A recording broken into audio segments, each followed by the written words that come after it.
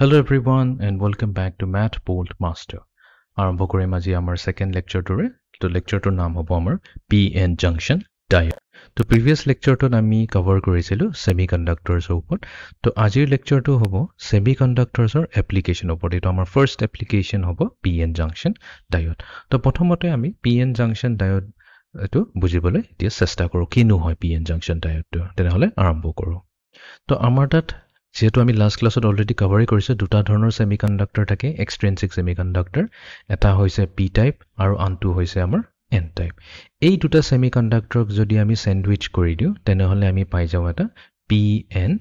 junction তো এটা junction meaning তো এটোই হয় যে যত P আৰু N টো লাগি আছে এখিনিতে আমাৰ এটা বাউন্ডাৰী লাইন আছে এই বাউন্ডাৰী লাইনটোকে আমি junction বুলি কওঁ এতিয়া এই যেটো সেমিকন্ডাক্টৰ তো পালো আমি এটা এটো নতুন টাইপ অফ সেমিকন্ডাক্টৰ হৈ গলি এতিয়া এটো এক্সট্ৰিনসিক নহয় এতিয়া এক্সট্ৰিনসিক তো হয় বাট এটো আমি দুটা এক্সট্ৰিনসিক ডিফাৰেন্ট এক্সট্ৰিনসিক টাইপ সেমিকন্ডাক্টৰ আমি কি কৰিছো জয়েন কৰি পেলাই এটা নতুন টাইপ অফ সেমিকন্ডাক্টৰ মেটেৰিয়েল পাইছো হেতুকে কোৱা হয় PN junction বুলি কয় এতিয়া পি টাইপ আৰু এন টাইপ অফ যেহেতু এই দুটাই হৈছে এটা ক্ৰিস্টাল তো ক্ৰিস্টালক ইউজুয়ালি আমি দুটা ক্ৰিস্টালক এনেকাকৈ ইজিলি জয়েন কৰিব নোৱাৰো বলে সিম্পলি আঠা লগাই পেলাই জয়েন কৰি দিলো ৰাইট বা ওয়েল্ডিং কৰি দিলো বিকজ এটা এটা মেকানিক্যাল প্ৰসেস নহয় আমি যেতিয়া পি আৰু এন ফিউজ কৰিছো তো হেতু যেহেতু মেকানিক্যাল প্ৰসেস নহয় এটোৰ কাৰণে এটা ডিফাৰেন্ট কেমিক্যাল প্ৰসেস আছে এই দুটা জয়েন কৰাৰ কাৰণে তো হেতু আয়ন ইমপ্লান্টেশন মেথড হ'ব পাৰে বা ডিফিউজন মেথড আৰু ডিফাৰেন্ট মেথডসও আছে তো এটো কিয় কৰা হয় এটো এই কাৰণে কৰা হয় বিকজ আমি যদি প্ৰপাৰ মেথড ইউজ নকৰো তেনেহলে আমি মেকানিক্যাল প্ৰসেস যদি ইউজ কৰো তেনেহলে স্ট্ৰেসৰ কাৰণে কি হৈ যাব এই দুটা মেটেৰিয়েলৰ ক্ৰিস্টালিন স্ট্ৰাকচাৰটো বেয়া হৈ যাব আৰু এবাৰ ক্ৰিস্টালিন স্ট্ৰাকচাৰ বেয়া হৈ গল তো তেনেহলে এটো ইলেক্ট্ৰিসিটি কন্ডাক্ট কৰাত অলপ প্ৰবলেম কৰে তো হেকাৰণে ইউজুয়ালি আৰু এনে কৰিবও নোৱাৰে ইউজুয়ালি আমি পি টাইপ আৰু এন টাইপ লৈ প্লে যদি জয়েনো কৰি দিও এনি সিম্পলি আঠা লগাই প্লে তো হেতু কিতেও কাম নকৰে হেতু এটা প্ৰপাৰ মেথড আছে মেথডোলজি ইউজ কৰি পেলাইহে আমি ইহত দুটাক ফিউজ কৰিব পাৰো তো এতিয়া কথাটো হৈ যায় এতিয়া ফিউজ কৰাৰ পিছত ইহতৰ কামটো কি হৈ যায় ঠিক আছে তো কেটামান বেসিক বস্তু আমি যোনটো অলৰেডি কভাৰ কৰিছো কুইকলি আমি এটো ৰিক্যাপ কৰি লওঁ এতিয়া পি টাইপ সেমিকন্ডাক্টৰ কথাটো পাতো এতিয়া আমি যদি এটা পি টাইপ সেমিকন্ডাক্টৰ লওঁ তো হেতু পি টাইপ সেমিকন্ডাক্টৰটো কি হয় এটা পিওৰ সিলিকন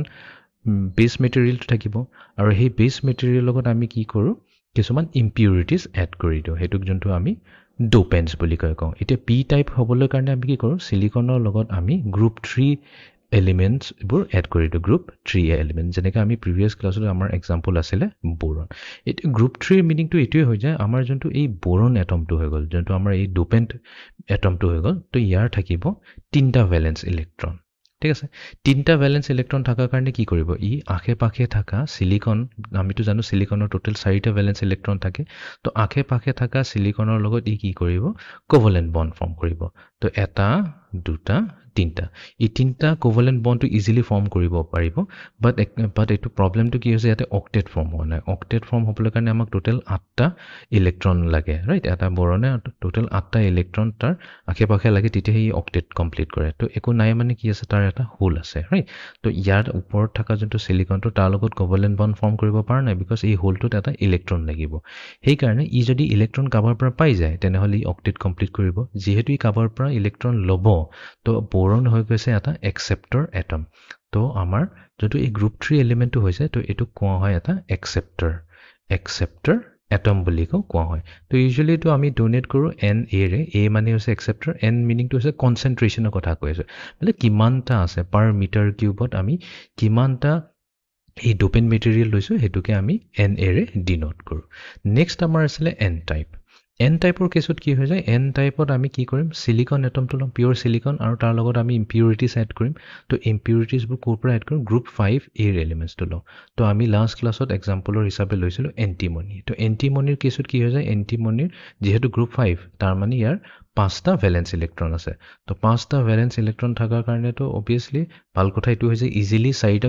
ইলেক্ট্ৰন ইউজ কৰি পেলাই কোভ্যালেন্ট বন্ড বনাই ললে সিলিকনৰ লগত বাট এটা ইয়াৰ এক্সট্ৰা থাকি গল এক্সট্ৰা থাকা মানে কি ই কাবাক দিব পাৰিব ঠিক আছে আৰু ফ্ৰী ইলেক্ট্ৰনটো ভালেই কথা ফ্ৰী ইলেক্ট্ৰনে এটো কন্ডাক্ট কৰে ইলেক্ট্ৰিসিটি তো যেহেতু ই দিব পাৰে সেই কাৰণে আমি ইয়াক কওঁ ডোনাৰ ইয়াক আমি এটা ডোনাৰ এটম বুলি কওঁ আৰু সেম লজিক ইউজ কৰো আমি জেনাৰেলি আমি ইয়াৰ কনসেন্ট্ৰেচনৰ কথা পাতো মানে কিমান আছে পাৰ মিটাৰ কিউবত ইয়াৰ কিমানটা এটম আছে হেতুকে Na বুলি কয় concentration of donor atoms per meter cube Nd sorry Nd মানে হৈ গল ডোনার তো আমাৰ ইতে p টাইপত কি থাকিব একসেপ্টৰ এটম থাকিব আৰু n টাইপত আমাৰ ডোনাৰ এটমটো থাকিব তো যেহেতু আমাৰ একসেপ্টৰে জেনাৰেলি কি হয় একসেপ্টৰেটো একসেপ্ট কৰে ৰাইট একসেপ্টৰে যেতিয়া একসেপ্ট কৰিব তো অবভিয়াসলি কোনবা ফ্ৰী ইলেক্ট্ৰন এটা আছে কোনবা ফ্ৰী ইলেক্ট্ৰন এটা থাকা কাৰণে তো ই একসেপ্ট কৰিলে আৰু আমি জানো যেতিয়া আমাৰ তাত কিবা এটা যদি এটা নিউট্ৰেল এটম থাকে আৰু এই নিউট্ৰেল এটমটোৱে যদি কাবাৰ পৰা এক্সট্ৰা ইলেক্ট্ৰন লৈ লয় তো আমি কি কৰি দিওঁ মাইনাছৰ এটা ডিনোট কৰোঁ তা এইটোৱে কৈ আছে যে ইয়াৰ এটা নেগেটিভ চাৰ্জ আছে বিকজ ইয়াৰ তাত এটা এক্সেছ ইলেক্ট্ৰন আছে আৰু যদি ইয়াৰ তাত ইলেক্ট্ৰন নাই ই যদি যোনটো থাকা ইলেক্ট্ৰনটো যদি কাবাক দি দিয়ে H+ তাৰমানে হাইড্ৰোজেন আয়ন হৈ গ'ল তো এইটো এটা আয়ন হৈ গ'ল বিকজ ই এটা দি দিলে কাবা সেইকাৰণে আমি প্লাছ চাইনটো দিওঁ তো সেই লজিকেৰে আমি একসেপ্টৰ কি আছে একসেপ্টৰত এটা হোল এটা আছে এই হোলটো একচুৱেলি ফুলফিল হ'বই বিকজ জেনেৰেলি ফ্ৰী ইলেক্ট্ৰনবোৰ ঘূৰিয়ে থাকে তো এই হোলটোত ইলেক্ট্ৰন এটা আহি পেলাই বহিব বহাৰ কাৰণে কি হৈ গ'ল ই এটা এই যোনটো আমাৰ একসেপ্টৰ এটমটো হৈ গ'ল তো ই যিহেতু এটা এক্সট্ৰা ইলেক্ট্ৰন লৈ ল'লে তো ইলেক্ট্ৰনটো লৈ লোৱাৰ কাৰণে আমি ইয়াক কিহেৰে ডিনোট কৰিম মাইনাছেৰে ডিনোট কৰিম তো এইটো হৈ যাব এটা আয়নৰ কথা পাতি আছোঁ তো এইটোকে আমি ৰিপ্ৰেজেণ্ট কৰিবৰ কাৰণে ইয়াতে মাইনাছেৰে এই সাৰ্কুলাৰ ভিতৰত মাইনাস এটা দিছো তাৰ মিনিংটো হৈ গল যে মানে ওকে ঠিক আছে তো ইয়াৰ মানে আমি এটা একসেপ্টৰৰ কথা পাতিছো একসেপ্টৰে যেহেতু সদায় ল'ব পাৰে বেলেগৰ পৰা তো লোৱাৰ লগে লগে নেগেটিভ হৈ যায় তো এইটো হৈ গৈছে এটা আয়ন হৈ যায় সেইকাৰণে আমি ইয়াক মাইনাছেৰে ডিনোট কৰিছো ঠিক আছে এই প্লাছ মিনিংটো এইটোৱে হৈছে তাৰ মানে ইয়াৰ সাৰফেসত একচুয়ালি অৰিজিনালিটো এটা হোল আছে ৰাইট আৰু হোল মানে আমি কি কওঁ পজিটিভ চাৰ্জ কেৰিয়াৰ্ছ বুলি কয় ঠিক আছে এইটো এটা নোটেশন হয় ঠিক আছে তো ইয়াতে প্লাছটোৱে মিন কৰি আছে তাৰ মানে ইচ একসেপ্টৰ এটমৰ লগত এটা সাৰফেস এটা আছে এই সাৰফেস চাৰ্জ এটা আছে যোনটো হৈছে আমাৰ এটা হোল তো এই হোলটোত যেতিয়া এটা ইলেক্ট্ৰন আহি পেলাই যদি বহি যায় তাৰ মানে কি হ'ব এইখিনি যদি এটা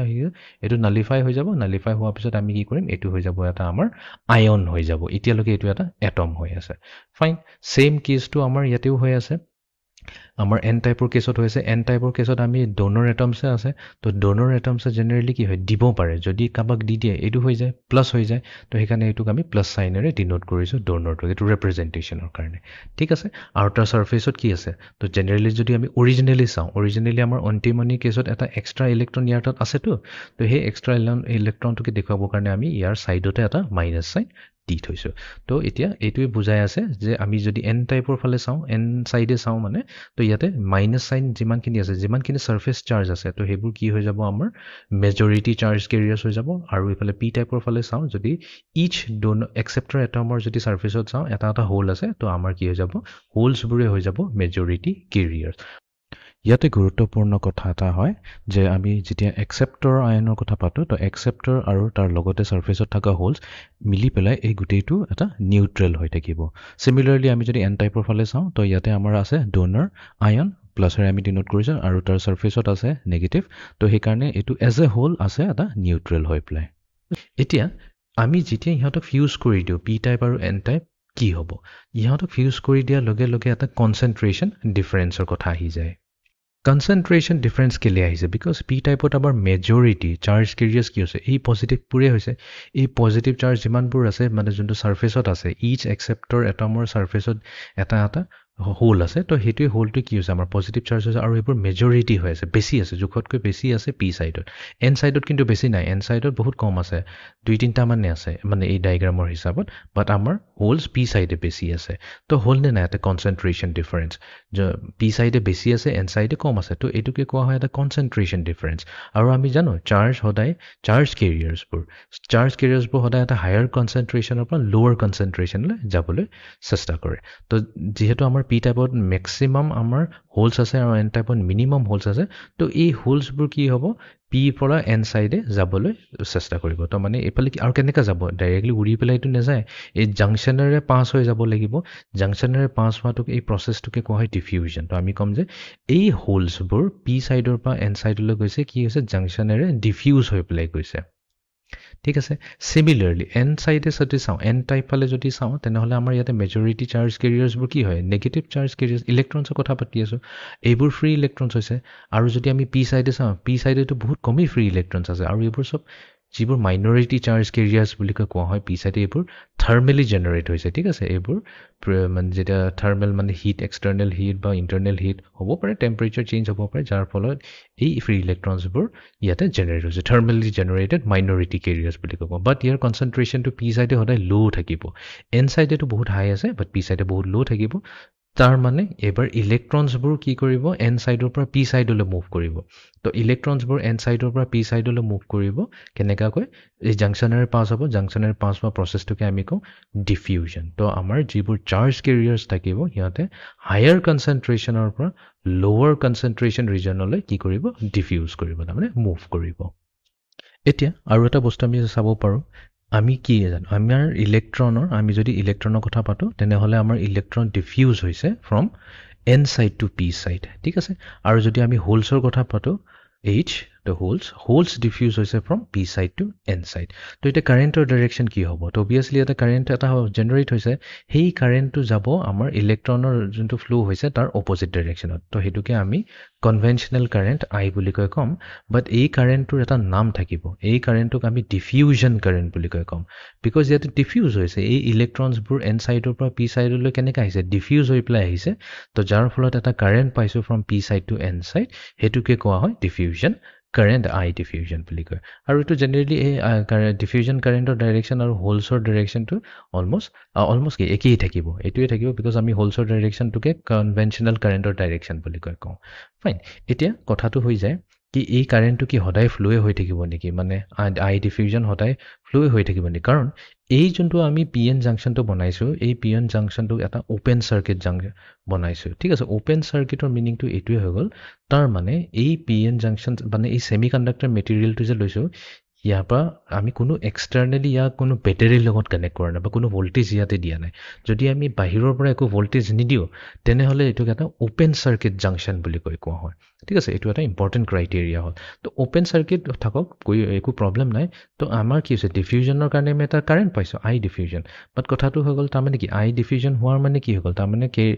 অভিয়াছলি চাৰ্জবোৰ মুভ কৰি আছে চাৰ্জ মুভ কৰাটো কাৰণেতো আমি কাৰেণ্ট পাইছোঁ কাৰেণ্ট মুভ কৰা মানে কি হয় কাৰেণ্ট পোৱাৰ মিনিংটো কি হ'ল তাৰ মানে আমাৰ ছেমি কণ্ডাক্টৰ এতিয়া এটা কণ্ডাক্টৰ হিচাপে বিহেভ কৰি আছে বাট কথাটো হৈ গ'ল কণ্ডাক্টৰ হিচাপে যদি বিহেভ কৰিছে এইটো কি সদায় কণ্ডাক্টৰে থাকিব নেকি বিকজ কাৰেণ্ট ফ্ল' হ'লেহে আমি এই কণ্ডাক্টৰ বুলি ক'ম যদি কাৰেণ্ট ফ্ল'ৱেই নহয় তো সেইটোতো ইনচুলেটৰ হৈ যাব তো ইয়াতে কথাটো আহি যায় য়েছ তো এইটো একজেক্টলি এতিয়া কণ্ডাক্টৰ হৈ আছে বাট সদায় কণ্ডাক্টৰ হৈ নাথাকে এইটো এটা ইনচুলেটৰ হৈ যাব কেতিয়া হ'ব এতিয়া আমি এইটো নেক্সট প্ৰচেছত চাম তো তাৰমানে ডিফিউজন এইটো সদায় এনেকুৱা নহয় কি সদায় ডিফিউজনেই হৈ থাকিব এটা কথা আছে ইয়াতে ডিফিউজন হোৱাৰো এটা লিমিটেশ্যন এটা আছে তো সেই লিমিটেশ্যনটোকে কোৱা হয় ডিপ্লিশ্যন বুলি কয় ঠিক আছে তো এতিয়া বস্তুটো আমি অলপ ভালকৈ বুজিবলৈ চেষ্টা কৰোঁ তো জাংচনৰ এক্ৰছত কি হৈছে আমাৰ ইলেক্ট্ৰনছবোৰ ডিফিউজ হৈ আছে from N side to P side আৰু হোলছবোৰ ডিফিউজ হৈছে from P side to N side ঠিক আছে এতিয়া এই জাংচনৰ ওচৰত থকা যিবোৰ আমাৰ একচেপ্টৰ এটম আৰু ডোনৰ এটম আছে সিহঁতৰ কথা পাতোঁ তো আমি পি সাইডেতো অভিয়াছলি আমাৰ একচেপ্টৰ এটম থাকিব তো একচেপ্টৰ এটমৰ লগত কি আছিলে আমি কৈছিলোঁ তাহাঁতৰ এটা হোল থাকিব বিকজ বোৰন ট্ৰাইভেলেণ্ট এলিমেণ্ট ট্ৰাইভেলেণ্টত কি থাকে এটা হোল থাকে প্ৰেজেণ্ট এইফালে প্লাছ আছে আৰু যদি আমি এন সাইডৰ ফালে চাওঁ এন সাইডৰ যোনটো একদম জাংচনৰ ওচৰত আছে এইটো আমাৰ জাংচন পইণ্ট হৈ গ'ল ৰাইট এই বাউণ্ডৰী লাইনটো তো জাংচনৰ ওচৰত আছে আমাৰ কি আছে যিহেতু এন টাইপ হৈ গ'ল এন টাইপত ডোনৰ থাকে ডোনৰ এটম আছে তো ডোনৰ এটমৰ ছাৰ্ফেচত কি থাকিব কেইটামান নেগেটিভ চাৰ্জ থাকিব ঠিক আছে এতিয়া কি হৈছে অভিয়াছলি ইয়াতে কি আছে কনচেনট্ৰেশ্যনৰ ডিফাৰেঞ্চ আছে তো কনচেনট্ৰেশ্যনৰ ডিফাৰেঞ্চ থকাৰ কাৰণে কি হৈ যাব এই ইলেক্ট্ৰনছবোৰ ফ্ৰী ইলেক্ট্ৰনছবোৰ জাপ মাৰিব from N side to P side তো জাপ মাৰা মিনিংটো একচুৱেলি কি হৈ গ'ল এই ইলেক্ট্ৰনটো একচুৱেলি আহি পেলাই এই যোনটো হোল আছে তো এই হোলটোত একচুৱেলি বহি যাব ঠিক আছে এই হোলটোত আহি পেলাই বহি যাব আৰু বহি যোৱা মানে কি ইয়াতে অলৰেডি এটা হোল আছিলে হোলত আহি পেলাই ইলেক্ট্ৰন বহি গ'ল তো তাৰমানে কি আমাৰ অক্টেট হৈ গ'ল তো অক্টেট হৈ যোৱাৰ লগে লগে কি হৈ গ'ল এতিয়া এই ইলেক্ট্ৰনটো আৰু এতিয়া কোনো ধৰণৰ কণ্ডাকশ্যন প্ৰচেছত কাম নকৰে বিকজ ই এতিয়া কোভেলেণ্ট বম্ব বনাই ল'লে সেইটো সেইকাৰণে আমি গুচাই দিলোঁ চিমিলাৰলি আমাৰ ইয়াতে এই যোনটো ইলেক্ট্ৰন আছে এইটো ডিফিউজ হৈ পেলাই এই হোলটোলৈ আহি গ'ল আহি যোৱাৰ লগে লগে কি হৈ গ'ল ইয়াতে কোভেলেণ্ট বম্ব বনাই ল'লে চিলিকনৰ লগত তো তাৰমানে কি হৈ গ'ল ই আৰু এতিয়া কণ্ডাকশ্যন প্ৰচেছত কাম নিদিয়ে আৰু এই পজিটিভটো আমাৰ গুচি গ'ল ছেইম কেছ ইয়াতো হৈ যাব তো ইয়াতে কি হৈ গ'ল ইয়াতে যিমানবোৰ আমাৰ একচেপ্টৰৰ যিবোৰ হোলছ আছিলে সেইবোৰ চব এতিয়া কি হৈ গ'ল ইলেক্ট্ৰনছেৰে ফিল হৈ যোৱাৰ কাৰণে কি হৈ গ'ল ই এতিয়া কোভেলেণ্ট বম্ব বনাই ল'লে চিলিকনৰ লগত তো তাৰ কাম শেষ হৈ গ'ল সেই হোলছবোৰৰ কাম শেষ হৈ গ'ল ফাইন Similarly, আমাৰ এফালে যদি আমি ডোনাৰৰ কেছত চাওঁ, ডোনাৰটোতো এই ইলেক্ট্ৰনটোক দি দিলে, একসেপ্টৰক দি দিলে, তাৰপিছত এই সেকেন্ডটো যদি চাওঁ ইউ দি দিলে একসেপ্টৰক, ইউ এই ইলেক্ট্ৰনটোক দি দিলে, বিকজ ইটোতো অলৰেডি কি আছিলে অক্টেট ফৰ্মে কৰি থৈছিলে, বাট ইয়াৰ তাত এক্সট্ৰা ইলেক্ট্ৰন আছিলে যি এই একসেপ্টৰক দি দিলে। এতিয়া কথাটো কি হৈ গ'ল, দিয়াটোতো দি দিলে ফাইন, ইহঁতৰটো এনেও কি হৈ গ'ল এতিয়া ইমমবাইল হৈ গ'ল, বিকজ অক্টেট ক্লিয়াৰ হৈ আছে। অক্টেট যদি ক্লিয়াৰ হৈ থাকে তেনেহ'লে কি হৈ যায়, ইমমবাইল হৈ যায়। তো এই যিবোৰ ডোনাৰ এটমবোৰ আছে এইবোৰ এতিয়া ক'তো মুভ নকৰে, সিহঁতে যেনেকুৱা আছে এতিয়া সিহঁতে নিজৰ পজিশ্যনতে থাকিব, অক্টেট ক্লিয়াৰ হৈ আছে। বাট এতিয়া প্ৰব্লেম কি হৈছে, এতিয়া আমি যদি অৰিজিনেলি চাওঁ তো ইয়াতে মাইনাছ প্লাছ আছে, মাইনাছ ইয়াতে কি আছে, এটা নিউট্ৰেল হৈ আছে বস্তুটো, ঠিক আছে। বাট ইয়াতে কি হৈ গ'ল, ইয়াতে যিহেতু আমাৰ এই এক্সট্ৰা হোলটো আছিলে, হোলটো গুচি গ'ল, গুচি যোৱাৰ কাৰণে কি হৈ গ'ল, এতিয়া অভাৰঅল এইটো নেগেটিভ হৈ থাকিলে এতিয়া। আচ্ছা, মইতো সেইটোৱে কৈছিলোঁ, যদি আমাৰ তাত থাকে এটা একসেপ্টৰ এটম আছে যোনটো তাৰ কনচেনট্ৰেশ্যনটো এনে বুলি কৈছোঁ, এতিয়া যদি তাৰ তাত যদি এটা আহি যায় ইলেক্ট্ৰন আহি পেলাই তাৰ হোলটো যদি ফিল কৰি দিয়া, তো এইটো কি হৈ যাব, মাইনাছ হৈ যাব, ৰাইট। তো এইটো এটা আয়ন হৈ গ'ল, তো সেইকাৰণে আমি এইটো মাইনাছ চাইনেৰে ডিনোট কৰিছোঁ। তো ইয়াতে গোটেইখিনিতে কি হৈ গ'ল, আয়ন হৈ গ'ল,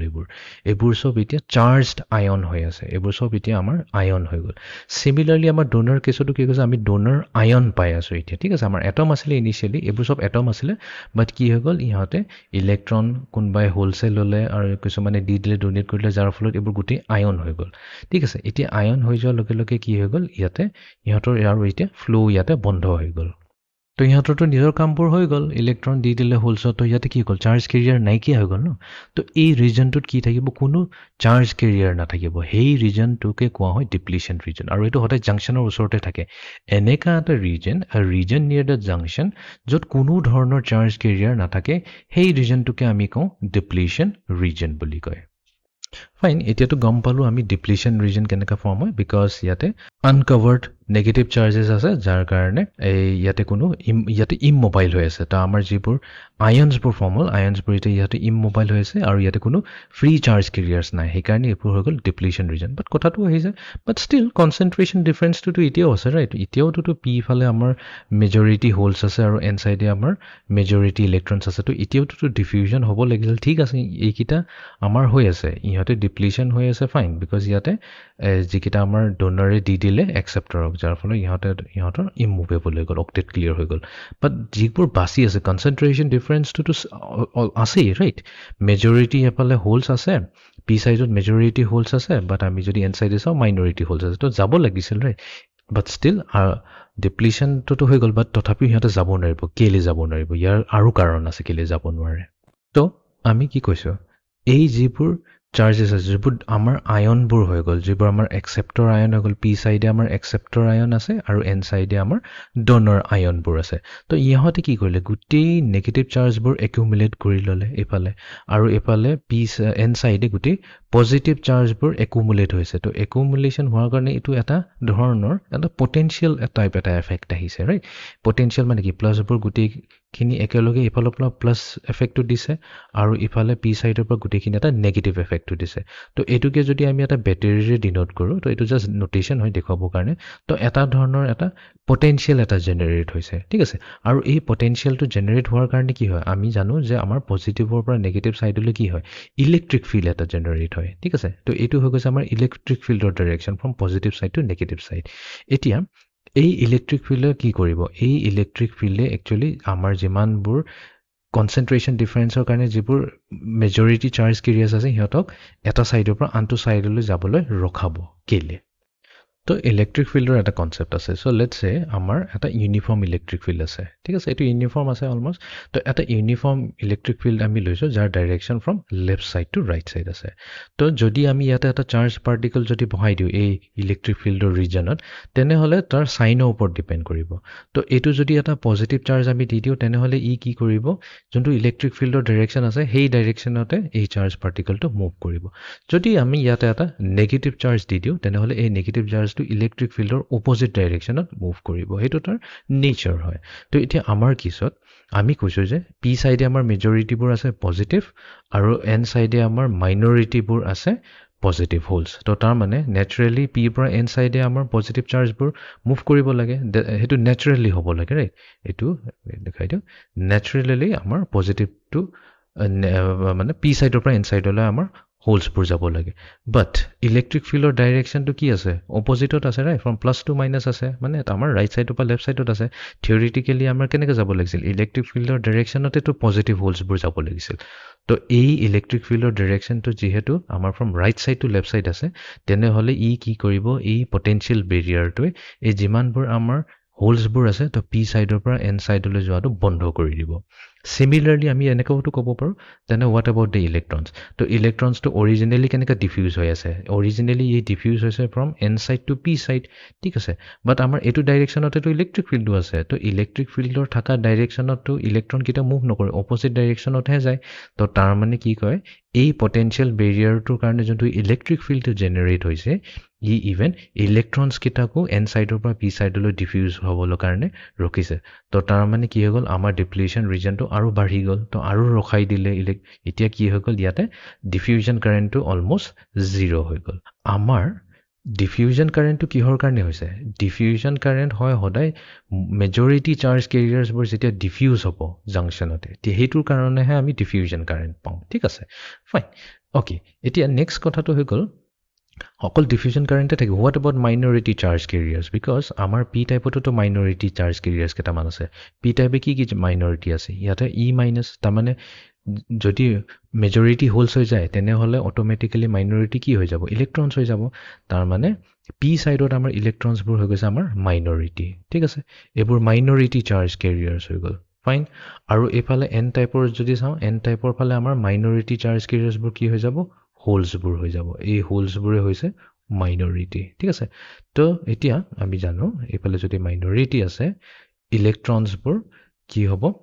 পি ছাইডে থকা এই মাইনৰিটি ইলেক্ট্ৰনছটো এবাৰ এন ছাইডলৈ ট্ৰেভেল কৰিব কিয় বিকজ ইলেক্ট্ৰিক ফিল্ড আছে পটেঞ্চিয়েল বেৰিয়াৰৰ কাৰণে যোনটো ইলেক্ট্ৰিক ফিল্ড আছে তাৰ এগেইনষ্টতেতো যায় তো এই ইলেক্ট্ৰনছখিনি ক্ৰছ কৰিব এইখিনি কিন্তু ক্ৰছ কৰিব পাৰিব ঠিক আছে এইটো একচুৱেলি ডিফিউজ নহয় এইটোক ড্ৰিফ্ট কৰে বুলি কয় এইটো ড্ৰিফ্ট কৰি কৰি ই পি ছাইডৰ পৰা এন ছাইডলৈ যাব চিমিলাৰলি এই হোলছখিনিও ইলেক্ট্ৰিক ফিল্ডৰ ডাইৰেকশ্যনতে থাকিব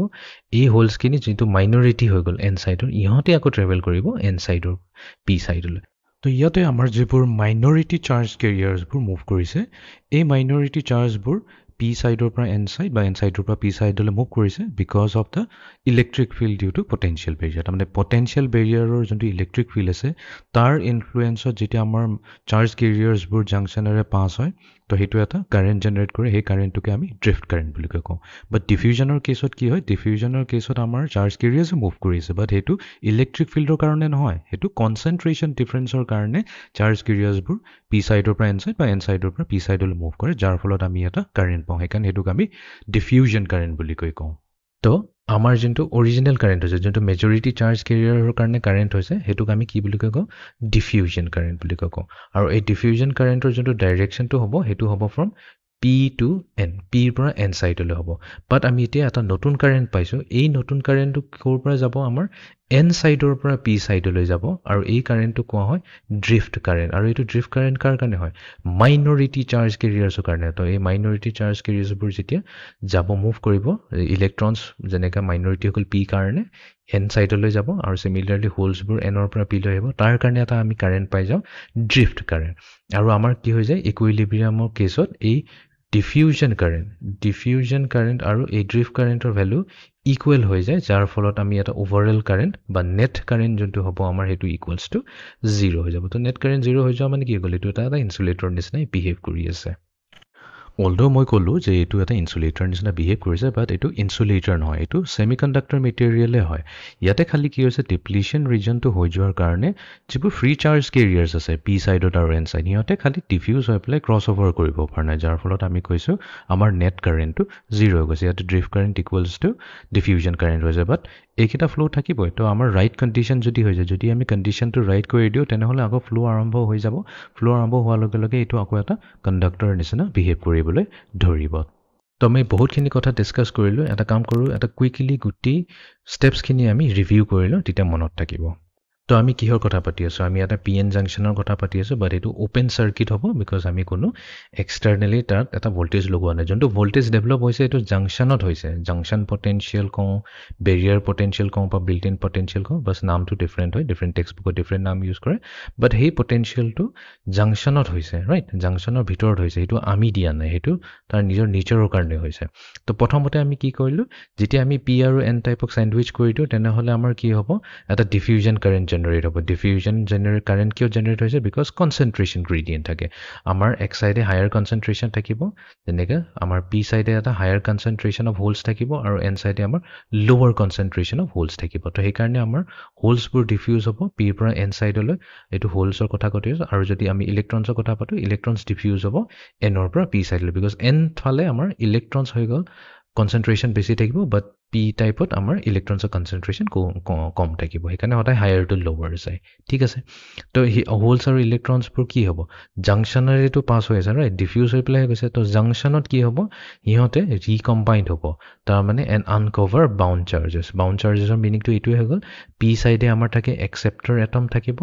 যাৰ এটা হোল থাকিব আৰু এফালে আমাৰ থাকিব এন সাইডে এটা ডোনৰ এটম থাকিব ডোনৰৰ এটা এক্সট্ৰা ইলেক্ট্ৰন থাকিব তো ডিফিউজন হৈছে তো মই কি কৈছো ইলেক্ট্ৰনটো এনৰ পৰা পি সাইডলৈ যাব তেনেহলে এই যোনটো ফ্ৰী ইলেক্ট্ৰন এন ডিৰ কাৰণে এটা ফ্ৰী ইলেক্ট্ৰন থাকিব ই যাই পেলাই এই হোলটোত বহি দিব বহি দিয়াৰ লগে লগে কি হৈ গ'ল এতিয়া আমাৰ ইয়াতে প্ৰথমতে নিউট্ৰেলিটি আছিলে এন এ আৰু হোলৰ কথা যদি পাতো বিকজ এইটো এটা বোৰন এটমৰ কথা পাতিছে বোৰন এটমটো নিউট্ৰেল হয় ইভেন তো তাৰ তিনটা ভ্যালেন্স ইলেক্ট্ৰন আছে কোনো প্ৰবলেম নহয় এইটো নিউট্ৰেল হৈ যায় সিমিলাৰলি আমাৰ যোনটো এন ডি এক্সট্ৰা ইলেক্ট্ৰন আছে হেতু আমাৰ ইলেক্ট্ৰিক্যালি নিউট্ৰেল হয় বাট এতিয়া কি হ'ব যেহেতু এন ডি এ এটা ইলেক্ট্ৰন ডি দিলে ডোনৰ হয় ডি দিলে একসেপ্টৰে লৈ লল ইয়াতে কি হ'ব এটা চাৰ্জ ইমবেলেন্স হ'ব যাৰ কাৰণে ইহঁতৰ এতিয়া এটা চাৰ্জ ডিফাৰেন্স এটা থাকিব তো আমাৰ কি হৈ যায় আমি যদি পি সাইড চাওঁ পি সাইডত আমাৰ গুটি নেগেটিভ চাৰ্জবোৰ থাকিব আৰু যদি এন ফালে চাওঁ এন টাইপ ফালে চাওঁ তেনেহলে তাতে আমাৰ পজিটিভ চাৰ্জবোৰ একুমুলেট হৈ থাকিব পজিটিভ কি হৈছে যেতিয়া ডি দিয়ে কোনবাই যদি ডি দিয়ে হেতু পজিটিভ হৈ যায় তো এন ডি প্লাস হৈ গ'ল আৰু যদি কোনবাই লৈ আছে হেতু মাইনাস হৈ গ'ল ৰাইট এটো এটা আয়নলৈ কনভাৰ্ট হৈ গ'ল তো আমাৰ ডোনৰ আয়ন থাকিল আৰু ইফালে একসেপ্টৰ আয়ন থাকিল পি সাইডে তো ইহঁতৰ এটা চাৰ্জ ডিফাৰেন্স থাকাৰ কাৰণে আমাৰ কি হৈ যায় এটা বেৰিয়াৰ পটেনশিয়াল এটা বিল্ড হৈ যায় যোনটো বিল্ট ইন পটেনশিয়াল কম ঠিক আছে এক্ৰছ দা জাংশন আৰু এই বেৰিয়াৰ পটেনশিয়ালৰ কাৰণে কি হৈছে এটা ইলেক্ট্ৰিক ফিল্ড জেনাৰেট হৈ যায় আৰু এই ইলেক্ট্ৰিক ফিল্ডটোৱে কি কৰিব further movement of majority charge কেৰিয়াৰ্ছক বন্ধ কৰি দিব তো তাৰ মানে আমাৰ ডিপ্লিশন ৰিজনটো এবাৰ যদি ফৰ্ম হৈ যায় তাৰপিছত ফৰ্ম হৈ যোৱাৰ পিছত আৰু কোনো ইলেক্ট্ৰনছ হওক বা হোলছ হওক তো আৰু সেইটো ডিফিউজ হোৱা বন্ধ হৈ যায় ঠিক আছে on top of that thermally generated minority carriers বোৰ থাকে এই ইলেক্ট্ৰিক ফিল্ডটো যোনটো জেনাৰেট হ'ল এই ইলেক্ট্ৰিক ফিল্ডটো আকৌ কি কৰিব যোনটো আমাৰ ইলেক্ট্ৰন থাকিব ইলেক্ট্ৰনটোক আকৌ এট্ৰেক্ট কৰিব এন সাইডলৈ বিকজ ইলেক্ট্ৰিক ফিল্ডৰ অপোজিট ডাইৰেকশ্যনত থাকিব লাগিব ৰাইট কাৰণ ইলেক্ট্ৰিক ফিল্ডটো আমাৰ কি হ'ব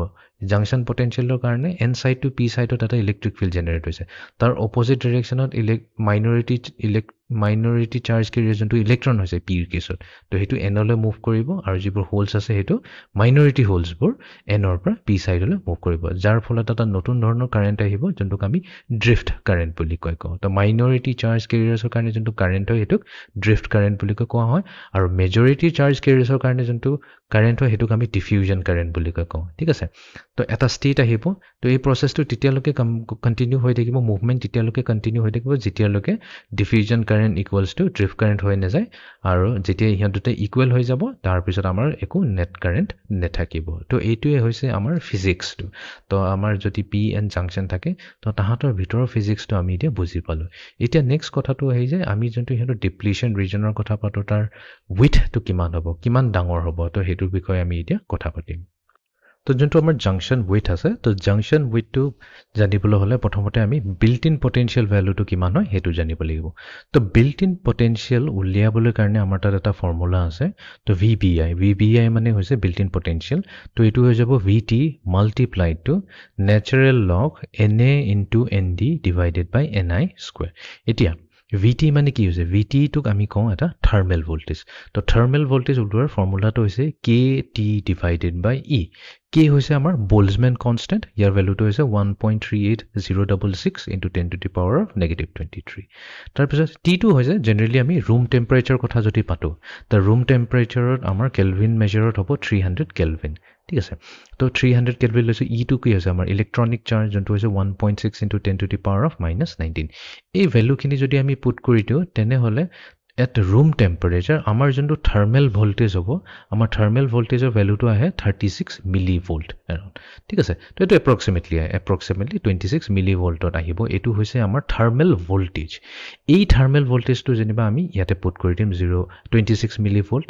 ন্যাচাৰেল লগ এনে কি হয় এনেটো আমাক দিয়া থাকিব কোনো এটা প্ৰবলেমত আমাৰ এনে ভ্যালুটো দিয়া থাকিব তো n টাইপ যদি হয় তাৰ এটা ভ্যালু হ'ব আৰু যদি p টাইপ হয় তাৰ এটা ভ্যালু থাকিব ৰাইট যেহেতু আমি n টাইপ p টাইপ দুটাই থাকিব তো এই দুটা ভ্যালু আমাৰ room temperature available থাকিব specific material কাৰণে different material কাৰণে different হ'ব depend কৰিব এটো material to material তো na value to থাকিব যোনটো আমাৰ কি হয় acceptorৰ concentration acceptor মানে কি যোনটো আমাৰ boronৰ কেছটো লৈছো যদি আমি boronৰ কথাটো পাতো তেনেহলে boronৰ কিমানটা এটম আছে পাৰ মিটাৰ কিউবত হেতুকে আমি na বুলি কওঁ আৰু nd কি হৈ যাব nd হৈ যাব ডোনৰৰ কথা পাতিছো তো concentration of donor atoms এই ভ্যালুটো যদি আমি জানো আৰু ni স্কয়াৰ এটোটো আমাক ইউজুয়ালি দিয়ে থাকে at room temperature মানে আমি কওঁ যে 300 কেলভিন যেটো হৈছে আমাৰ room temperature সিলিকনৰ কেছটো যদি লওঁ তেনেহলে আমাৰ যোনটো ni ভ্যালু থাকে 1.5 × 10⁻10 এটো আমি নিউমেৰিকেলত ইউজ কৰিছিলো লাষ্ট ক্লাছত ঠিক আছে তো আমাৰ na ভ্যালু দিয়া থাকিব nd ভ্যালু দিয়া থাকিব ni ভ্যালু থাকিব vt টো আমি ক্যালকুলেট কৰিলো 26 মিলিভোল্ট এই ভ্যালুবোৰ যদি আমি পুট কৰি দিও তেনেহলে আমাৰ যে মেটেৰিয়েল দিছে সেই মেটেৰিয়েলটোৰ আমি বিল্ট ইন পটেনশিয়ালটো আমি উলিয়াই ল'ব পাৰো তো ইউজুয়ালি কি হয় সিলিকনৰ কেছত আমি যদি সিলিকন মেটেৰিয়েল ইউজ কৰি আছিলো silicon as a base material right silicon base material যদি ইউজ কৰি আছো তেনেহলে ইয়াৰ যোনটো বিল্ট ইন পটেনশিয়াল ভ্যালু আহিব হেতু আহিব এপ্ৰক্সিমেটলি 0.7 ভোল্ট আৰু যদি আমি জাৰ্মেনিয়াম ইউজ কৰো তেনেহলে জাৰ্মেনিয়ামৰ কেছত আমাৰ আহিব বিল্ট ইন জাৰ্মেনিয়াম যদি ল তাৰ আহিব 0.3 ভোল্ট ঠিক আছে তো এটোই হৈছে আমাৰ বিল্ট ইন পটেনশিয়াল আমি যেতিয়া বিল্ট ইন পটেনশিয়াল উলাইছো তাতে এটা ফ্যাক্টৰ এটা পাইছো right log na * nd / ni square এটো কি হয়নো এটো হৈছে এটা ৰিলেটিভ ৰেশিও এটো এতিয়া এই ৰেশিওটোৰ পৰা আমি এটো জানিব পাৰিম যে আমাৰ p সাইড আৰু n সাইড কিমান ডোপড হৈ আছে তাৰ মানে এই ভ্যালুটো যদি বহুত হাই হয় এই log of na nd / ni square এই ভ্যালুটো যদি বহুত হাই হয় তাৰ মিনিংটো কি হয় তাৰ মিনিংটো এটোই হৈছে যে তাৰ মানে আমাৰ নিউমাৰেটৰটো ডিনোমিনেটৰতকৈ ডাঙৰ হৈছে na * nd নিউমাৰেটৰ পাৰ্টটো ডিনোমিনেটৰতকৈ ডাঙৰ হেকাৰণে আমাৰ ইয়াৰ ৰেশিওটো হাই ভ্যালু দি আছে তো এটো হাই মিনিংটো কি তাৰ মানে এটো ওপৰত আমাৰ নিউমাৰেটৰত কনসেন্ট্ৰেচনৰ কথা পাতি আছো ৰাইট কনসেন্ট্ৰেচনৰ কথা পাতি আছো তাৰ মানে আমাৰ নিউমাৰেটৰ ডাঙৰ মানে higher number of free charges right n type আৰু p টাইপ কৰাৰ মিনিংটো এটোই হৈ যায় সেমিকন্ডাক্টৰ আমি ডোপিং কিয় কৰো সো দ্যাট আমাৰ ফ্ৰী কেৰিয়াৰ্স বোৰ বাঢ়ি যায় n টাইপত আমাৰ মেজৰিটি বোৰ কি হয় ইলেক্ট্ৰনছ হয় তো এটো ডোপিং কৰাৰ কাৰণেটো আমি ফ্ৰী ইলেক্ট্ৰনছ বোৰ বেছি পাই আছো আৰু p টাইপৰ কেছত আমাৰ কি হৈ যায় হোলছ হৈ যায় মেজৰিটি চাৰ্জ কেৰিয়াৰ্স ৰাইট হেতু আমি ট্ৰাইভেলেন্ট এটম ইউজ কৰাৰ কাৰণে এই কেছটো আহি আছে তো আমাৰ যদি নিউমাৰেটৰটো হাই আহি আছে তাৰ মিনিংটো এটোই হয় যে আমি হায়াৰ নাম্বাৰ অফ চাৰ্জ কেৰিয়াৰ্স আমাৰ এভেইলেবল হৈছে ঠিক আছে ডিপ্লেশন ৰিজনটো বনোৱাৰ কাৰণে তাৰ মিনিংটো এটোই হৈ যায় যদি আমাৰ কি হৈছে vbi equals to vt আছে ৰাইট তো আমি এটো এনেকৈ লিখিব পাৰো vt টো এটা কনস্ট্যান্ট নাম্বাৰ হয় directly proportional to log of na nd / ni square right এতিয়া এই ভ্যালুটো যদি হাই এই গুটি ৰেশিওটো যদি হাই ইয়াৰ মিনিংটো এটো হয় vbi ও একচুয়ালি বাঢ়ি গল তো হায়াৰ বিল্ট ইন পটেনশিয়াল হ'ব ইয়াৰ কথাটো এটো হয় যে যদি আমাৰ ফ্ৰী কেৰিয়াৰ্স যদি বেছি ডোপড হৈ আছে আমাৰ যোনটো npn যোনটো আমি লৈছো মেটেৰিয়েলটো p হক বা n হক দুইটাৰে যদি আমি ডোপিংটো বেছি কৰিছো তাৰ মানে ফ্ৰী কেৰিয়াৰ্স বেছি বঢ়াই দিছো তেনেহলে তাহাতৰ কিন্তু বিল্ট ইন পটেনশিয়ালও বাঢ়ি যাব এন্ড কনভাৰ্সলি যদি আমাৰ এই ৰেশিওটো সৰু আহে তাৰ মানে vbi ও সৰু আহিব বিকজ ৰেশিও সৰু আহা মানে নিউমাৰেটৰটো অলমোস্ট সৰু হৈ গৈছে অলমোস্ট কম্পেৰেবল টু ni স্কয়াৰ হৈ যায় একচুয়ালি এক সৰু নহয় তো হেতু কেছত আমাৰ কি হ'ব আমাৰ যোনটো বিল্ট ইন পটেনশিয়াল হ'ব তাৰ ভ্যালুটো কমি আহিব তো হেকাৰণে লোৱাৰ কনসেন্ট্ৰেচন অফ ফ্ৰী চাৰ্জ যদি হয় সৰু ডিপ্লেশন ৰিজন এটা পাম তাৰ মানে বেৰিয়াৰ পটেনশিয়াল ভ্যালুটো সৰু থাকিব আৰু যদি হায়াৰ কনসেন্ট্ৰেচন আহে তেনেহলে বেৰিয়াৰ পটেনশিয়াল হাই থাকিব মিনিং ডিপ্লেশন ৰিজনটো অলপ ডাঙৰ হ'ব তো ডিপ্লেশন ৰিজনৰ ওয়েটটো ডাঙৰ হোৱাৰ এটা কাৰণ আছে তাৰ ফৰ্মুলাটো দিয়া হৈছে WDEP তাৰ মানে ডিপ্লেশন ৰিজনৰ ওয়েট হৈছে equals to square root of 2 epsilon si ইয়াতে যোনটো এই ইউজ কৰিছো epsilon তো এটো হৈছে আমাৰ একচুয়ালি পাৰমিটিভিটি ইলেক্ট্ৰিক্যাল পাৰমিটিভিটি অফ সিলিকন ইয়াৰ ভ্যালুটো আছে স্ট্যান্ডাৰ্ড ভ্যালু 1.04 * 10⁻⁻12 ঠিক আছে ডিভাইডেড বাই চাৰ্জ এটো ইলেক্ট্ৰনৰ চাৰ্জ হয় তো হেতু গুটিটো মাল্টিপ্লাই হৈছে 1 divided by acceptor atomৰ concentration plus donor atom 1 divided by donor concentration আৰু গুটিটো মাল্টিপ্লাই হৈছে VBI লগত এতিয়া যেহেতু এটো মাল্টিপ্লাই আছে তো মই কি কৈছো যাৰ VBI value হাই হ'ব তাৰ depth হাই হ'ব ঠিক আছে because এটো directly proportional হৈছে square root হৈ আছে but still এটো directly proportional আছে আমি এনেকা কওঁ যে VWDEP হৈছে directly proportional to square root of VBI তো ইয়াৰ মিনিং টো এটো হয় যদি VBI বাহে এফালেও বাহিব depletion region to baribo aru jodi VBI kom hoy jiman kom yar built-in potential hobo himani kom depletion region to hobo eta numerical bostu kini bujiboloi chesta koro example number 1 a silicon PN junction tamane amar kata PN junction dia ase aru tar base material to bonwa hoise silicon ere ko ase je at room temperature is doped at Na equals to 10 to the power 16 per centimeter cube tar mane jontu amar acceptor আছে atom তো তাৰ concentration to দিয়া আছে 10 to the power of 16 per centimeter cube in the p region obviously acceptor হৈছে তো p region ote থাকিব আৰু যোনটো nd আছে donor atomৰ concentration দিয়া আছে 10 to the power of 17 per centimeter cube এটা বস্তু নোটিস কৰিবা n এৰ যোনটো value আছে 10 to the power 16 হয় আৰু nd 10 to the power of 17 হয় ৰাইট তাৰমানে 10 times বেছি হয় আমাৰ donor concentration usually কি হয় আমাৰ যোনটো pn junction যেটা আমি বনাও তো usually কি হয় আমাৰ n type টো অলপ doping to p type তকৈ অলপ বেছি লোৱা হয় ঠিক আছে মানে electrons টো অলপ বেছি লোৱা হয় সদায় ঠিক আছে ফাইন এটা আমাক উলিয়াব দিছে calculate the width of depletion region এই যোনটো depletion region টো ফৰ্ম হ'ব এই depletion regionৰ width টো আমাক উলাব দিছে WDEP উলাব দিছে if intrinsic carrier concentration যদি হয় 1.5 into 10 to the power of 10 per centimeter cube এটো তো আমি জানোই ঠিক আছে তো আমি এটা এটা কাম কৰো বা বস্তুবোৰ সব अवेलेबल আছে তো আমি ক্যালকুলেট কৰো তো আমি প্ৰথমতে উলিয়াম VBI built-in যোনটো আছে আমাৰ built-in potential এটো ক্যালকুলেট কৰো তো ফৰ্মুলা কি আছিল VT multiplied to natural log of Na into Nd divided by Ni square ঠিক আছে VT কি হৈছে thermal voltage তো আমি অলৰেডি উলিয়াই থৈছো thermal voltage ৰ ফৰ্মুলা কি হৈছে KT divided by E আৰু আমাক কি কৈছে ইয়াতে room temperature বুলি কৈছে তো temperature আছে আমাৰ 300 Kelvin Boltzmann constant তো আছে value standard value আছে electric charge standard value তো আছে আৰু এটো অলৰেডি আমি ক্যালকুলেট কৰি থৈছো কি আহিছিল আমাৰ 26 মিলি ভোল্ট আহিছিল আমাৰ ৰাইট তো আমি এটো ইউজ কৰিলো মিলি ভোল্ট মানে হৈছে 26 into 10 to the power of negative 3 negative 3 ঠিক আছে fine multiply to natural log of Na কি দি আছে Na দি আছে 10 to the power of 16 ইফালে দি আছে Nd দি আছে 10 to the power of 17 divided by Ni square Ni হৈছে আমাৰ 1.5 into 10 to the power of 10 carrier concentration তো আমি কি কৰিম এটো স্কয়াৰ কৰি দিম পাম 2.25 multiply to 10 raised to the power of 20 ঠিক আছে তো এতিয়া এটো আমি simplify কৰো 26 into 10 to the power of -3 multiplied to natural log of 10 to the power of etu hoy jabo 13 10 to the power of 13 divided by 2.25 ঠিক আছে তো এটো আমি এটা কাম কৰো ডাইৰেক্টলি ক্যালকুলেটৰ এটো সাবস্টিটিউট কৰি দিও ইয়াৰ ভ্যালু টো আহিব 0.757 যেহেতু আমি পটেনশিয়ালৰ কথা পাতি আছো তো ইয়াৰ আহিব ভ্যালু ভোল্ট তো মই কি কৈছিলো তো সিলিকনৰ কেছত যোনটো আমাৰ বিল্ট ইন পটেনশিয়াল টো আহে তো ইউজুয়ালি 0.7 ভোল্ট approximately 0.7 ত আহে আমি পাইছো 0.757 ঠিকে আছে আমাৰ সব ৰেঞ্জতে আছে ভ্যালুটো তো আমি পাই গলো VBI যদি পাই গলো এতিয়া আমি ক্যালকুলেট কৰিম ডেপথ যোনটো আমাৰ ডিপ্লিশন ৰিজনৰ ডেপথ হৈছে তো width of depletion region তো ইয়াৰ ফৰ্মুলাটো কি আছিল ইয়াৰ হৈছে আমাৰ স্কয়াৰ ৰুট লগাব লাগিব স্কয়াৰ ৰুটৰ ভিতৰত আছে 2 into epsilon silicon এটো permittivity value হৈছে divided by charge whole multiply to 1 divided by acceptor concentration plus 1 divided by donor concentration multiplied to built-in potential VBI ঠিক আছে সব ভ্যালুবোৰ अवेलेबल আছে তো এটো হ'ব square root of 2 multiplied to epsilon or value আছে 1.04 into 10 to the power negative 12 divided by q charge আছে 1.6 into 10 to the power of minus 19 coulomb multiplied to 1 divided by acceptor asile 10 to the power of 16 aru donor ase 10 to the power of 17 it 1 7 ঠিক আছে whole multiply two VBI 0.757 তো এইবোৰ আমি ক্যালকুলেটৰত substitute কৰি দিম ইয়াৰ ভ্যালুটো আহিব 0.329 মাইক্ৰোমিটাৰ একদম সৰু ডেপ্থ এটা আহিছে তুমি মাইক্ৰনছত আহিছে 0.329 মাইক্ৰনছ ঠিক আছে তো ইউজুৱেলি আমাৰ ভ্যালুটো ঠিকই আছে বিকজ আমাৰ যোনটো এটো আমাৰ ডেপ্থৰ ৰেঞ্জটো হৈছে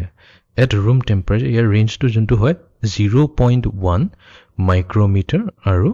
1 মাইক্ৰোমিটাৰৰ মাজতে থাকে আৰু আমি কি পাইছো সেই মাজতে পাইছো 0.329 পাইছো তো আৰু আমাৰ যোনটো বিল্ট ইন পটেনশিয়াল আছে বিল্ট ইন পটেনশিয়াল সিলিকনৰ কেছত ৰুম টেম্পাৰেচাৰৰ ৰেঞ্জটো থাকে 0.6 আৰু 0.8 আমাৰটো আহিছে 0.757 ৰেঞ্জৰ ভিতৰতে আছে ঠিক আছে ইয়াতে টেম্পাৰেচাৰৰ এটা এফেক্ট থাকে right because আমাৰ যোনটো VBI ফৰ্মুলাটো কি আছিল VBI উলাবৰ কাৰণে আমি কৈছিলো VT আছে right এটো থাৰ্মেল টেম্পাৰেচাৰ হৈ গল থাৰ্মেল টেম্পাৰেচাৰ যেতিয়া যদি টেম্পাৰেচাৰ যদি 300 কেলভিন নহয় বলে যদি এটা হায়াৰ টেম্পাৰেচাৰ হৈ যায় right 330 কেলভিন হয় 350 কেলভিন হয় তো ডেফিনেটলি ইয়াৰ VT টো বাঢ়ি যাব যদি VT বাঢ়ি যায়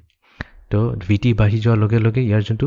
weight হ'ব যোনটো ডিপ্লেশনৰ weight হ'ব হেতু বাঢ়ি যাব because এই VBI টো বাঢ়ি গল right মই কৈছিলো এটো ডাইৰেক্টলি প্ৰপৰ্শনাল হয় স্কয়াৰ ৰুট অফ VBI লগত প্ৰপৰ্শনাল হৈ আছে ডাইৰেক্টলি তো VBI বাঢ়াৰ কাৰণে W ডিপ্লেশন টো বাঢ়ি যাব হেকাৰণে এটা ৰেঞ্জ অফ ভ্যালু দি আছে 0.1 মাইক্ৰোমিটাৰ টু 1 মাইক্ৰোমিটাৰ তো আমাৰ যোনটো ৰেঞ্জতে আছে তো টেম্পাৰেচাৰ যদি বাঢ়ে এই ৰেঞ্জৰ ভিতৰতেই থাকিব তো এতিয়ালৈকে আমি ষ্টাডি কৰিলো এটা ওপেন সাৰ্কিট PN জাংচনৰ কথা ৰাইট বাট ইমান দৰকাৰী বস্তু নহয় দৰকাৰীটো হয় obviously physics টো বহুত ইম্পৰ্টেন্ট হয় বাট আমাৰ কাৰণে ইমানো বেনিফিশিয়াল নহয় because ইয়াতে আমি কি পাইছো কন্ডিশন পাইছো যে আমাৰ ডিফিউজন কাৰেন্ট যোনটো জেনাৰেট হৈছে হেতু সদায় ইকুৱেল হৈ যায় স্টেডি ষ্টেট যেতিয়া স্টেডি ষ্টেট পাইগৈ তো তাৰ ভ্যালু হৈ যায় ইকুৱেলছ টু ড্ৰিফট কাৰেন্টৰ লগত আৰু এটো হৈ যোৱাৰ কাৰণ কেছত কি হৈছে আমাৰ যোনটো নেট কাৰেন্ট হৈ যায় 0 হৈ যায় তো নেট কাৰেন্ট 0 হৈ যোৱাৰ কাৰণে কি হ'ল এটো এটা কি হৈ গল ওপেন সাৰ্কিট হৈ গল ওপেন সাৰ্কিট মানে কি ইয়াৰ কোনো কাৰেন্ট পাস হোৱা নাই কাৰেন্ট পাস নোহোৱা কাৰণে কি এটা কন্ডাক্টৰ নিচিনা বিহেভিয়াৰ কৰা নাই ইনসুলেটৰ টাইপ হৈ গল তো ইয়াৰ ইমান আমাৰ কাৰণে ইমান বেনিফিটস নাই তো সেই কাৰণে আমাৰ এডভান্টেজৰ কাৰণে আমি এটা নেক্সট স্টেপত যাব লাগিব আমি এতিয়া ইয়াক এটা এক্সটাৰ্নাল ভোল্টেজ এপ্লাই কৰিম তো আমি কি কৰিম আমাৰ যোনটো PN জাংচনটো থাকিব তো তাৰ এক্ৰছত আমি কি কৰিম ইতে এক্সটাৰ্নালি আমি নিজৰ ফালৰ পৰা এটা ভোল্টেজ দিম তো ভোল্টেজ দিয়াৰ দুটা টেকনিক আছে তো আমি কি কৰিম ব্যাটাৰীৰ যোনটো পজিটিভ সাইডটো থাকিব বা পজিটিভ পোলটো থাকিব হেতু আমি কানেক্ট কৰি দিম আমাৰ P সাইডৰ লগত ঠিক আছে B সাইডৰ লগত কৰি দিম আৰু আমাৰ যোনটো নেগেটিভ আছে ব্যাটাৰীৰ নেগেটিভটো কানেক্ট কৰি দিম আমাৰ N সাইডৰ লগত তো এটুকে কি কোৱা হয় এটুক ফৰৱাৰ্ড বায়াস বুলি কোৱা হয় আমি ফৰৱাৰ্ড বায়াস কৰিম আৰু যদি আমি তাৰ ব্যাটাৰীৰ যোনটো পোলাৰিটিটো যদি চেঞ্জ কৰি দিও হেতুক আমি ৰিভাৰ্স বায়াস বুলি কম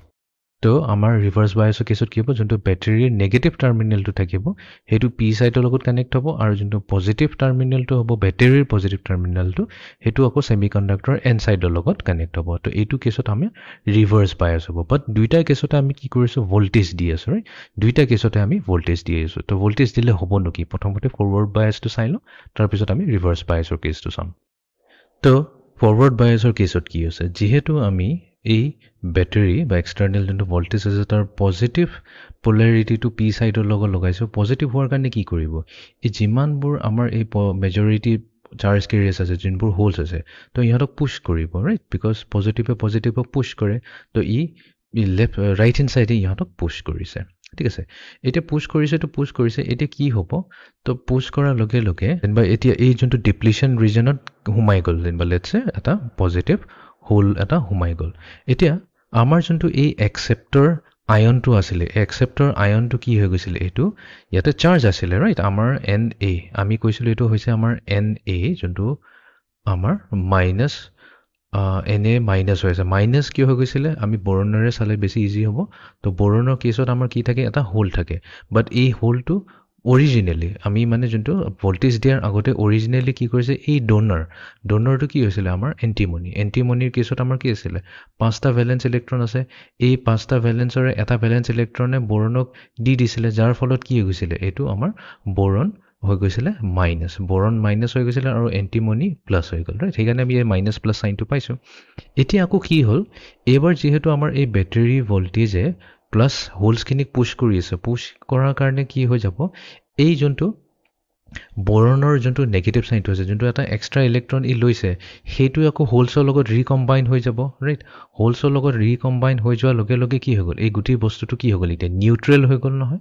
এতিয়া এই গোটেই বস্তুটো আকৌ নিউট্ৰেল হৈ গ'ল নিউট্ৰেল হৈ যোৱাৰ লগে মানে কি হৈ গ'ল এইটো একদম অৰিজিনেলি প্ৰথম কেছৰ নিচিনা হৈ গ'ল তো কিছুমান সব নহয় কিছুমান এক্সেপ্টৰ আয়নছৰ লগত এই হোলছখিনি আকৌ ৰিকম্বাইন হৈ পেলাই আমাক আকৌ কি দিব অৰিজিনেল বৰণটো দি দিব যাৰ অকল থাকিব তিনিটা ভ্যালেন্স ইলেক্ট্ৰন ঠিক আছে তো এটো নিউট্ৰেলাইজ হৈ গ'ল এতিয়া বিকজ তিনটা থাকিলে এটো নিউট্ৰেলত থাকিব ৰাইট এক্সট্ৰা পাৱাৰ কাৰণে হে এটা আয়ন ফৰ্মেট আছে তো এতিয়া এটো আয়ন হৈ নাথাকে তো আয়ন হৈ নাথাকাৰ কাৰণে কি হৈ গ'ল এতিয়া এই ডিপ্লিশন ৰিজনটো এতিয়া অলপ সৰু হৈ যাব বিকজ এটো এতিয়া কি হৈ গ'ল নিউট্ৰেল হৈ গ'ল বিকজ আমাৰ যিবোৰ ইমমোবাইল যোনটো থাকিব আয়নছবোৰ থাকিব হেবোৰ একচুয়ালি চাৰ্জড হৈ থাকিব ৰাইট বাট এতিয়া এটো আয়ন নহয় এটো এতিয়া আকৌ এটম হৈ গ'ল এতিয়া নিউট্ৰেল হৈ যোৱা মানে এটো এটমলৈ কনভাৰ্ট হৈ গ'ল তো ইয়াতে এতিয়া কি হ'ব এতিয়া যিকিটা হোৱা নাই যিকিটা আমাৰ নিউট্ৰেলাইজ হোৱা নাই সেইখিনি এটো থাকি যাব ৰাইট সেইখিনি কেইটামান থাকি যাব বাট আমাৰ ডিপ্লিশন ৰিজনটো সৰু হৈ যাব সেম বস্তুটো আমি নেগেটিভ সাইডৰ পৰাও চাব পাৰো তো আমাৰ এফালে কি আছে নেগেটিভ টাৰ্মিনেলটো এন সাইডৰ লগত কৰা আছে তো আমাৰ কি হ'ব ইলেক্ট্ৰনছবোৰক পুশ কৰিব কোনফালে পি সাইডলৈ পুশ কৰিব তো এফালে যাব আৰু যাই পেলাই কিছুমান কি হ'ব এই যোনটো আমাৰ আয়ন আছে এইখিনি আবাৰ কি হৈছে আমাৰ এবোৰ হৈছে সব ডোনাৰ আয়ন ND+ ডোনাৰ আয়ন আছে ৰাইট বাট ই কি কৰিব এই ইলেক্ট্ৰনটো যি অলৰেডি ই হেৰাই থৈছিলে তো এই ইলেক্ট্ৰনটো আহি যাব তাৰ ওচৰ আহি যোৱাৰ লগে লগে ই কি হৈ যাব নিউট্ৰেল হৈ যাব তো নিউট্ৰেল হৈ যোৱাৰ লগে লগে কি হ'ল ইয়াৰ আৰু এটা কাম নাই ই ডিপ্লিশন ৰিজনৰ পৰা বাহিৰলৈ ওলাই আহিব ইনফ্যাক্ট আমি ক'ব পাৰো যে আমাৰ ডিপ্লিশন ৰিজনটো আকৌ সৰুহে হৈ গ'ল এতিয়া তো ফৰৱাৰ্ড বায়াজিঙৰ কেছত আমাৰ যোনটো ডিপ্লিশন ৰিজনটো আছে সৰু হৈ যায় ঠিক আছে অল্টাৰনেটিভলি এটো আমি এনেকাকো চাব পাৰো ঠিক আছে তো আমি কি কৈছিলো যেতিয়া আমাৰ এই ডিপ্লিশন ৰিজনটো ফৰ্ম হয় ডিপ্লিশন ৰিজনটো ফৰ্ম কিহৰ কাৰণে হয় এটা হোৱাৰ লগে লগে কি হৈ যায় এটা বেৰিয়াৰ পটেনশিয়াল ফৰ্ম হৈ যায় ৰাইট এইখিনিত থাকিব আমাৰ মাইনাস এইখিনিত থাকিব আমাৰ প্লাস তো আমি কৈছো যে আমাৰ এটা ইলেক্ট্ৰিক ফিল্ড এটা জেনাৰেট হৈছে from positive side to negative side right ion কিটা পজিটিভ আয়নৰ পৰা নেগেটিভ আয়নৰ সাইডলৈ তো এটা ইলেক্ট্ৰিক ফিল্ড জেনাৰেট হৈছে বাট এটো আমাৰ ইন্টাৰনেল ইলেক্ট্ৰিক ফিল্ড হয় আৰু আমাৰ এফালে যেহেতু পজিটিভৰ পৰা আমাৰ কি হ'ব পজিটিভ টু নেগেটিভ গৈ আছে তেনেহলে আমাৰ এটা এক্সটাৰ্নেল ইলেক্ট্ৰিক ফিল্ডও আমি এটা জেনাৰেট কৰিছো যেটো ই এক্সটাৰ্নেল হৈ গ'ল ঠিক আছে এই এক্সটাৰ্নেল ইলেক্ট্ৰিক ফিল্ডটোৱে যোনটো আমাৰ ইন্টাৰনেল ইলেক্ট্ৰিক ফিল্ড আছে তাক অপোজ কৰি আছে যিমান অপোজ কৰি আছে এটো ডিপেন্ড কৰিব এক্সটাৰ্নেলৰ ওপৰত বাট ফাইনালি তো ইটো হৈছে না ই এক্সটাৰ্নেল মাইনাস হৈ আছে অপোজিং হৈ থাকাৰ কাৰণে ই ইন্টাৰনেল যাৰ কেছত আমাৰ এই ইলেক্ট্ৰিক ফিল্ডৰ ইন্টেন্সিটিটো ভিতৰত কমি গৈছে তো এই বেৰিয়াৰ পটেনশিয়ালৰ কাৰণে যোনটো ইলেক্ট্ৰিক ফিল্ড আছে এটো কমি গৈছে যাৰ ফলত আমাৰ ডিপ্লিশন ৰিজনটো সৰু হৈ যাব তো এই কাৰণতে আমাৰ ডিপ্লিশন ৰিজনটো সৰু হৈ যাব তো মই দুটা এক্সপ্লেনেশ্যন দিছো এটা এক্সপ্লেনেশ্যন কি কৈছো পজিটিভ টাৰ্মিনেলে হোলছখিনি পি সাইডৰ পৰা এন সাইডলৈ পুশ কৰিব বাট যেতিয়া ইহতে এই ডিপ্লিশন ৰিজনত সোমাব যিকিটা আমাৰ চাৰ্জড আয়ন আছে সেইকিটা নিউট্ৰেলাইজ কৰি দিব নিউট্ৰেলাইজ কৰি দিয়াৰ লগে লগে কি হ'ব এইকিটা ডিপ্লিশন ৰিজনৰ বাহিৰত আহি যাব তো তাৰ মানে আমাৰ ভিতৰত থাকি গ'ল এটা সৰু ডিপ্লিশন ৰিজন আৰু যদি আমি ইলেক্ট্ৰিক ফিল্ডৰ কেছত চাওঁ তেনেহলে আমাৰ যোনটো বাহিৰৰ পৰা ভোল্টেজ দিছো সেই এক্সটাৰ্নেল ইলেক্ট্ৰিক ফিল্ডটোৱে অপোজ কৰিব আমাৰ যোনটো ভিতৰত বায়াস যোনটো আমাৰ পটেনশিয়াল বেৰিয়াৰ বা বিল্ট ইন পটেনশিয়ালৰ কাৰণে যোনটো ইলেক্ট্ৰিক ফিল্ড আছে তাক অপোজ কৰিব তো ওভাৰঅল যোনটো ইলেক্ট্ৰিক ফিল্ড পাম সেইটো আমাৰ ভ্যালুটো কম হৈ যাব যাৰ কাৰণে আমি কম যে আমাৰ ডিপ্লিশন ৰিজনটো সৰু হৈ গ'ল ঠিক আছে তো ফৰৱাৰ্ড বায়াসত ডিপ্লিশন ৰিজন সদায় সৰু হৈ যায় তেনেহলে ৰিভাৰ্স বায়াসত কি হ'ব চাই লওঁ এতিয়া তো এবাৰ যেহেতু আমি নেগেটিভ টাৰ্মিনেলটো পি সাইডৰ লগত কানেক্ট কৰি দিছো তো আমি জানো এই হোলছবোৰ এবাৰ কি হ'ব এফাললৈ যাব ৰাইট এফালে আমি কি বেটাৰী নেগেটিভ টাৰ্মিনেলৰ ফালে যাব যিমানবোৰ আমাৰ এই পজিটিভ হোলছবোৰ আছে আমি হোলছৰ কথা কৈ আছো দেই হোলছবোৰ আমাৰ বেটাৰীৰ নেগেটিভ সাইডলৈ যাব এতিয়া সিমিলাৰলি এই পজিটিভ টাৰ্মিনেলটো এন সাইডৰ লগত লগাইছো তো তাৰ মানে আমাৰ যিমানবোৰ ফ্ৰী ইলেক্ট্ৰনছ আছে তো এটো কি হ'ব বেটাৰীৰ ফাললৈ যাবলৈ চেষ্টা কৰিব তাৰ মানে এই ফাললৈ যাব ডিপ্লিশন ৰিজনৰ পৰা দূৰলৈহে যাব যায় ইহতে ওলাই আহি পেলাই বেটাৰীৰ লগত সোমাবলৈ বিচাৰিব এতিয়া কি হৈছে এতিয়া এই বস্তু চাওঁ ডিপ্লিশন ৰিজনটো যোনটো অৰিজিনেলি আছে এটো হৈছে আমাৰ অৰিজিনেল ডিপ্লিশন ৰিজন বাট এতিয়া যেহেতু আমাৰ এই বেটাৰী নেগেটিভ টাৰ্মিনেলটো পি সাইডৰ লগত কানেক্ট কৰিলো তো কানেক্ট কৰি দিয়া লগে লগে আমাৰ যোনটো এই হোলটো আছে এই হোলটো কি কৰি আছে এট্ৰেক্ট কৰি আছে তো এট্ৰেক্ট কৰা মানে কেছটো কি হৈ গ'ল আমাৰ অৰিজিনেলি কি আছে এবাৰ এনেকৈ চাইলে ভালকৈ ডায়াগ্ৰামটো আমাৰ অৰিজিনেলি যোনটো আমাৰ এই মাইনাসটো আছে এটো হৈছে আমাৰ একসেপ্টৰ এটম তো ইয়াৰ লগত প্লাস লাগি থকা মানে কি হৈছে এই বস্তুটো ইলেক্ট্ৰিক্যালি নিউট্ৰেল হৈ আছে বাট যেহেতু আমাৰ এই পজিটিভ সাইনটোক এতিয়া পজিটিভ সাইন মানে আমাৰ হোলছটো এতিয়া কি হৈছে এই বেটাৰী নেগেটিভে এট্ৰেক্ট কৰিছে তো তেনেহলে কি হ'ব তেনেহলে তো এটোটো নাইকিয়া হৈ যাব এটো নাইকিয়া হৈ যোৱাৰ লগে লগে কি হ'ব এটো মাইনাস হৈ গ'ল অকল তো এইটো হৈ গ'ল এতিয়া আমাৰ এটা ND মাইনাস হৈ গ'ল তাৰমানে এইটো এটা আয়ন ফৰ্মেশন হৈ গ'ল সিমিলাৰ কেছতো ইয়াতো কোনবা এটা আছে যেনিবা এই যোনটো পজিটিভ আমাৰ হোলটো আছে যেনিবা এইটোকো বেটাৰীয়ে টানি লৈ গ'ল তো তাৰমানে কি হ'ল এইটো এটা আয়ন হৈ গ'লে কি হৈ যায় আমিতো জানো যেতিয়া এইটো আয়ন হৈ যায় অটোমেটিক্যালি তো এইটো ইয়াতে আহি পেলাই আৰু একুমুলেট হৈ যাব এই মাইনাসখিনি আহি পেলাই আৰু একুমুলেট হৈ গ'ল সিমিলাৰলি এইখিনি আৰু প্লাছৰ কেছত কি হৈছে যেহেতু অৰিজিনেলি ইহঁতে কি আছিল নিউট্ৰেল আছে প্লাছও আছে মাইনাসও আছে ৰাইট বাট বেটাৰীৰ পজিটিভ লগাই থোৱাৰ লগে লগে এই নেগেটিভটো কি হৈ যাব গুচি যাব এফালে বেটাৰী পোলাৰিটিলৈ গুচি গ'ল তো থাকিল কি অকল পজিটিভ থাকিল আৰু এইটো কি হৈ গ'ল এইটো হৈ গ'ল আমাৰ এতিয়া এটা ডোনৰ আয়ন হৈ গ'ল তো এইটো ডোনৰ আয়ন হৈ গ'ল ND প্লাছ এইটো একচুৱেলি NA মাইনাছ হ'ব লাগিছিলে NA মাইনাছ একচেপ্টাৰ আয়ন হৈ গ'ল আৰু এইটো এটা ডোনৰ আয়ন হৈ গ'ল আৰু ডোনৰ আয়ন হৈ যোৱাৰ লগে লগে কি হৈ গ'ল ডোনৰ আয়ন হৈ যোৱাৰ লগে লগে ই আকৌ আহি পেলাই এইখিনিতে একুমুলেট হ'ব এইখিনিত আহি পেলাই ই একুমুলেট হ'ব সিমিলাৰলি আৰু ডোনৰ আয়নছবোৰ আহি পেলাই একুমুলেট হ'ব তো আল্টিমেটলি কি হৈ গৈছে আমাৰ ডিপ্লিশ্যন ৰিজনটো ডাঙৰ হৈ গ'ল নে নাই বিকজ আমি কি কওঁ ডিপ্লিশ্যন ৰিজনত আমাৰ আয়নছবোৰ থাকে যোনবোৰ ইমমোবাইল আয়নছবোৰ থাকে বিকজ তাহাঁতৰ যিবোৰ ছাৰ্ফেচ চাৰ্জবোৰ হয় সেইবোৰ নাইকিয়া হৈ যায় গুচি যায় ছাৰ্ফেচ চাৰ্জবোৰ নাইকিয়া হৈ যোৱাৰ লগে লগে সিহঁতে ডিপ্লিশ্যন ৰিজনৰ পাৰ্ট হৈ যায় যাৰ ফলত আমাৰ ডিপ্লিশ্যন ৰিজনটো বেছি ডাঙৰ হৈ গৈছে এতিয়া আৰু আমি যদি বিল্ট ইন পটেনচিয়েলৰ হিচাপত চাওঁ তেনেহ'লে আমাৰ অৰিজিনেলি বিল্ট ইন পটেনচিয়েল কেনেকুৱা আছিলে অৰিজিনেলি চাই লওঁ এবাৰ তো আমাৰ অৰিজিনেলি যোনটো বিল্ট ইন পটেনচিয়েল আছিলে তো এইটো আছিলে আমাৰ মাইনাছ এইখিনিত আছিলে আমাৰ প্লাছ তো তাৰমানে আমাৰ যোনটো ইলেক্ট্ৰিক ফিল্ডৰ ডাইৰেকশ্যনটো আছিলে এইটো আছে from N side to P side আৰু আমাৰ এবাৰ এতিয়া কি কৰিছোঁ আমাৰ এতিয়া প্লাছ পোলাৰিটি এফালে আছে মাইনাছ পোলাৰিটি এফালে আছে তাৰমানে আমাৰ যোনটো ওভাৰঅল ইলেক্ট্ৰিক ফিল্ড হ'ব তো ওভাৰঅল ইলেক্ট্ৰিক ফিল্ডটো এনেকৈ যাব মানে এইটো যোনটো আমাৰ ইণ্টাৰনেল ইলেক্ট্ৰিক ফিল্ড আছে এই এক্সটাৰ্নেল ইলেক্ট্ৰিক ফিল্ডটো সেম ডাইৰেকশ্যন আছে সেম ডাইৰেকশ্যনত থাকিলে কি হ'ল দুইটাৰ ছুপাৰপজিশ্যন হৈ পেলাই ইহঁতৰ ডিপ্লিশ্যন ৰিজনটো আৰু ডাঙৰ হৈ যায় তো ৰিভাৰ্ছ বায়াছৰ কেছত আমাৰ কি হৈ যাব ডিপ্লিশ্যন ৰিজনটো আৰু ডাঙৰ হৈ যাব এতিয়া ডাঙৰ হৈ যোৱাৰ লগে লগে প্ৰব্লেমটো কি হ'ল আমাৰটোতো মেইন এইটোৱে জানো কাৰেণ্ট তেতিয়াহে যেতিয়া আমাৰ ডিফিউজন হয় ৰাইট তো এইটো ইমানেই ডাঙৰ হৈ যাব এটা টাইমত আহি আমাৰ যোনটো ডিফিউজন কাৰেণ্টটো হৈ যাব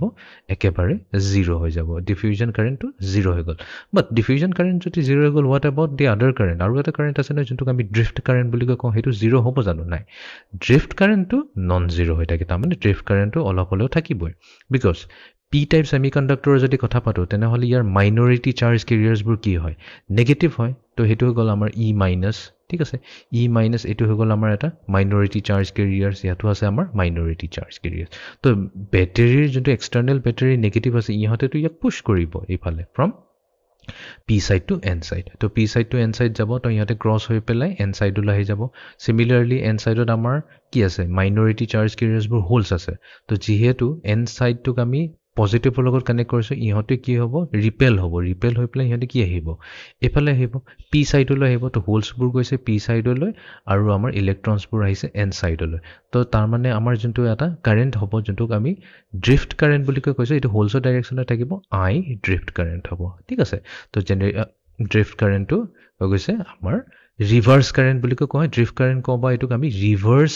ছেটুৰেশ্যন কাৰেণ্ট বুলি কওঁ ঠিক আছে তো বিকজ এইটো ৰিভাৰ্ছত গৈ আছে ৰিভাৰ্ছ ছেটুৰেশ্যন কাৰেণ্ট বাট এইটো অলপ ডেঞ্জাৰাছ হয় এই বস্তুটো ডায়েডৰ কাৰণে জিনৰ ডায়েডৰ কাৰণে নহয় আমি সেইবোৰ কথা পাতিম বাৰু ডিটেইলছত পিছত বাট ডায়েডৰ কেছত এই ৰিভাৰ্ছ ছেটুৰেশ্যন কাৰেণ্টটো অলপ ডেঞ্জাৰাছ হয় এইটো কেতিয়াবা ডেষ্ট্ৰয় কৰি দিয়ে ডায়েডৰ কাৰণে বাট ফৰ দ্য টাইমিং এইটো বুজি লোৱা যে আমাৰ কেছত ডিফিউজন কাৰেণ্টটো কিন্তু জিৰ' হৈ থাকিব বিকজ ইয়াতে ডিফিউজ হ'ব পৰা নাই বিকজ ডিপ্লিশ্যন ৰিজন যিমান ডাঙৰ হৈ যায় সিমান ডিফিউজন প্ৰচেছটো কমি গৈ থাকে বাট ড্ৰিফটিংটো হ'ব ৰাইট বিকজ মাইনৰিটি চাৰ্জ কেৰিয়াৰ্ছবোৰ ইজিলি P পৰা N টু P সাইড ইয়াতে পাছ হ'ব পাৰিব যাৰ ফলত এটা নেট ড্ৰিফ্ট কাৰেণ্ট ওলাব ঠিক আছে তো তাৰমানে আমাৰ ৰিভাৰ্ছ বায়াছৰ কেছত কাৰেণ্টটো থাকিব বাট সেই কাৰেণ্টটোক আমি ৰিভাৰ্ছ ছেটুৰেশ্যন কাৰেণ্ট বুলি কওঁ বা ড্ৰিফ্ট কাৰেণ্ট বুলি কওঁ ইয়াতে কোনো ডিফিউজন কাৰেণ্ট নাথাকে বাট আমি যদি ফৰৱাৰ্ড বায়াছিং কৰি আছোঁ অলদো তাতে আমাৰ থাকিব ড্ৰিফ্ট কাৰেণ্ট থাকিব বাট তাতে ড্ৰিফ্ট কাৰেণ্টতকৈ বেছি আমাৰ যোনটো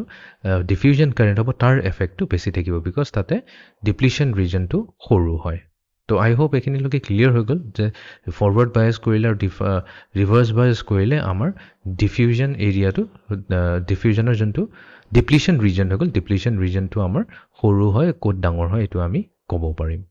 তো এইটোৱে আছিল আমাৰ ডায়োডৰ ইণ্টাৰনেল ফিজিক্সটো তো আমি এতিয়া ভিতৰৰ ফিজিক্সটো বুজি পালোঁ যে জেনেৰেলি আমাৰ এটা যদি পি এন জাংচন দিয়া থাকে এই পি এন জাংচনৰ কেছত কাৰেণ্ট কেনেকৈ ফ্ল' হয় তো দুটা ধৰণৰ কাৰেণ্টৰ কথা পাতিলোঁ ডিফিউজন কাৰেণ্ট আৰু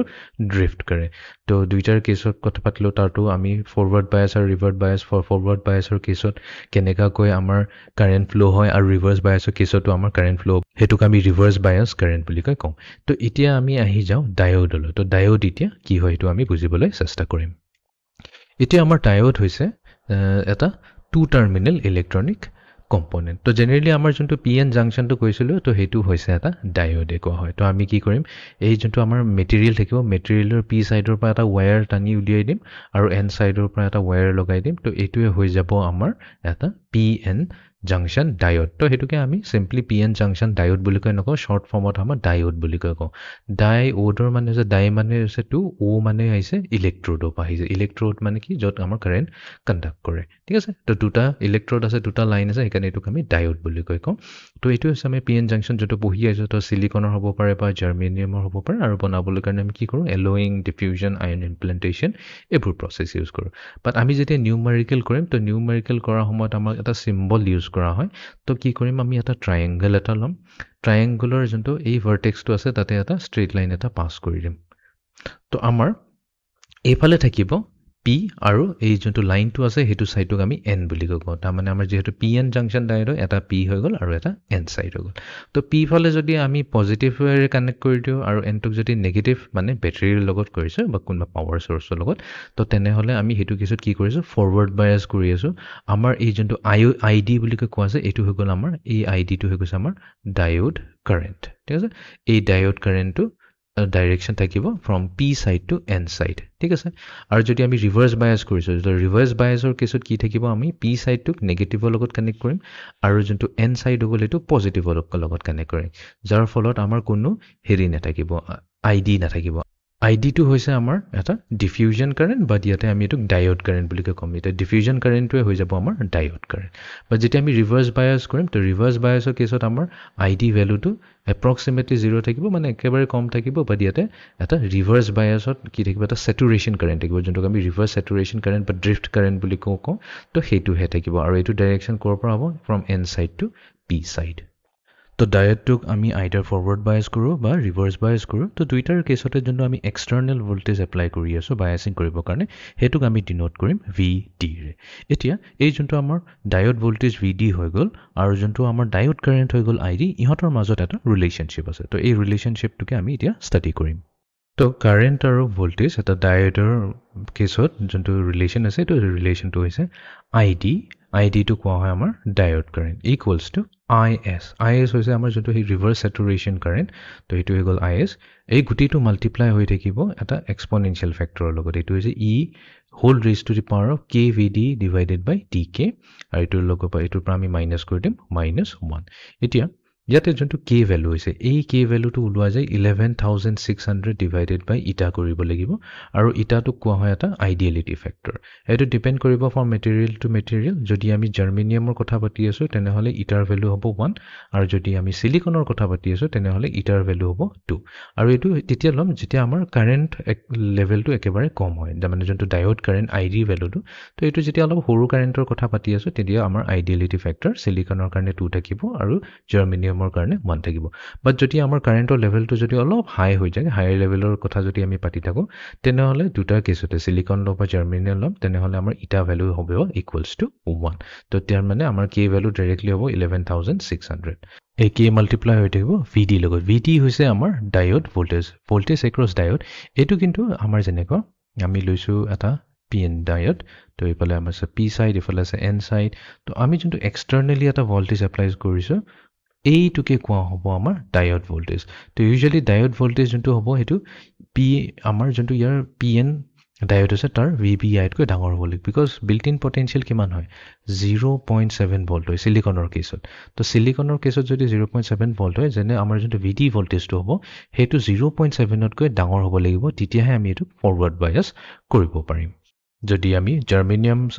সেমিকন্ডাক্টৰৰ কথা পাতো তেনে বিকজ জাৰ্মেনিয়াম দি পেলাইতো আমি এটা PN ডায়োড বনাব পাৰিম তো জাৰ্মেনিয়ামৰ কেছত আমি যোনটো ডায়োড ভল্টেজ দিম সেইটো জাৰ্মেনিয়ামৰ বিল্ট ইন পটেনচিয়েল ভ্যালুতকৈ ডাঙৰ হ'ব লাগিব তাৰমানে 0.3 ভল্টতকৈ ডাঙৰ হ'ব লাগিব তাৰপিছত এই ফেক্টৰটো আমি ডিভাইড কৰিম KVD ডিভাইড কৰিম বাই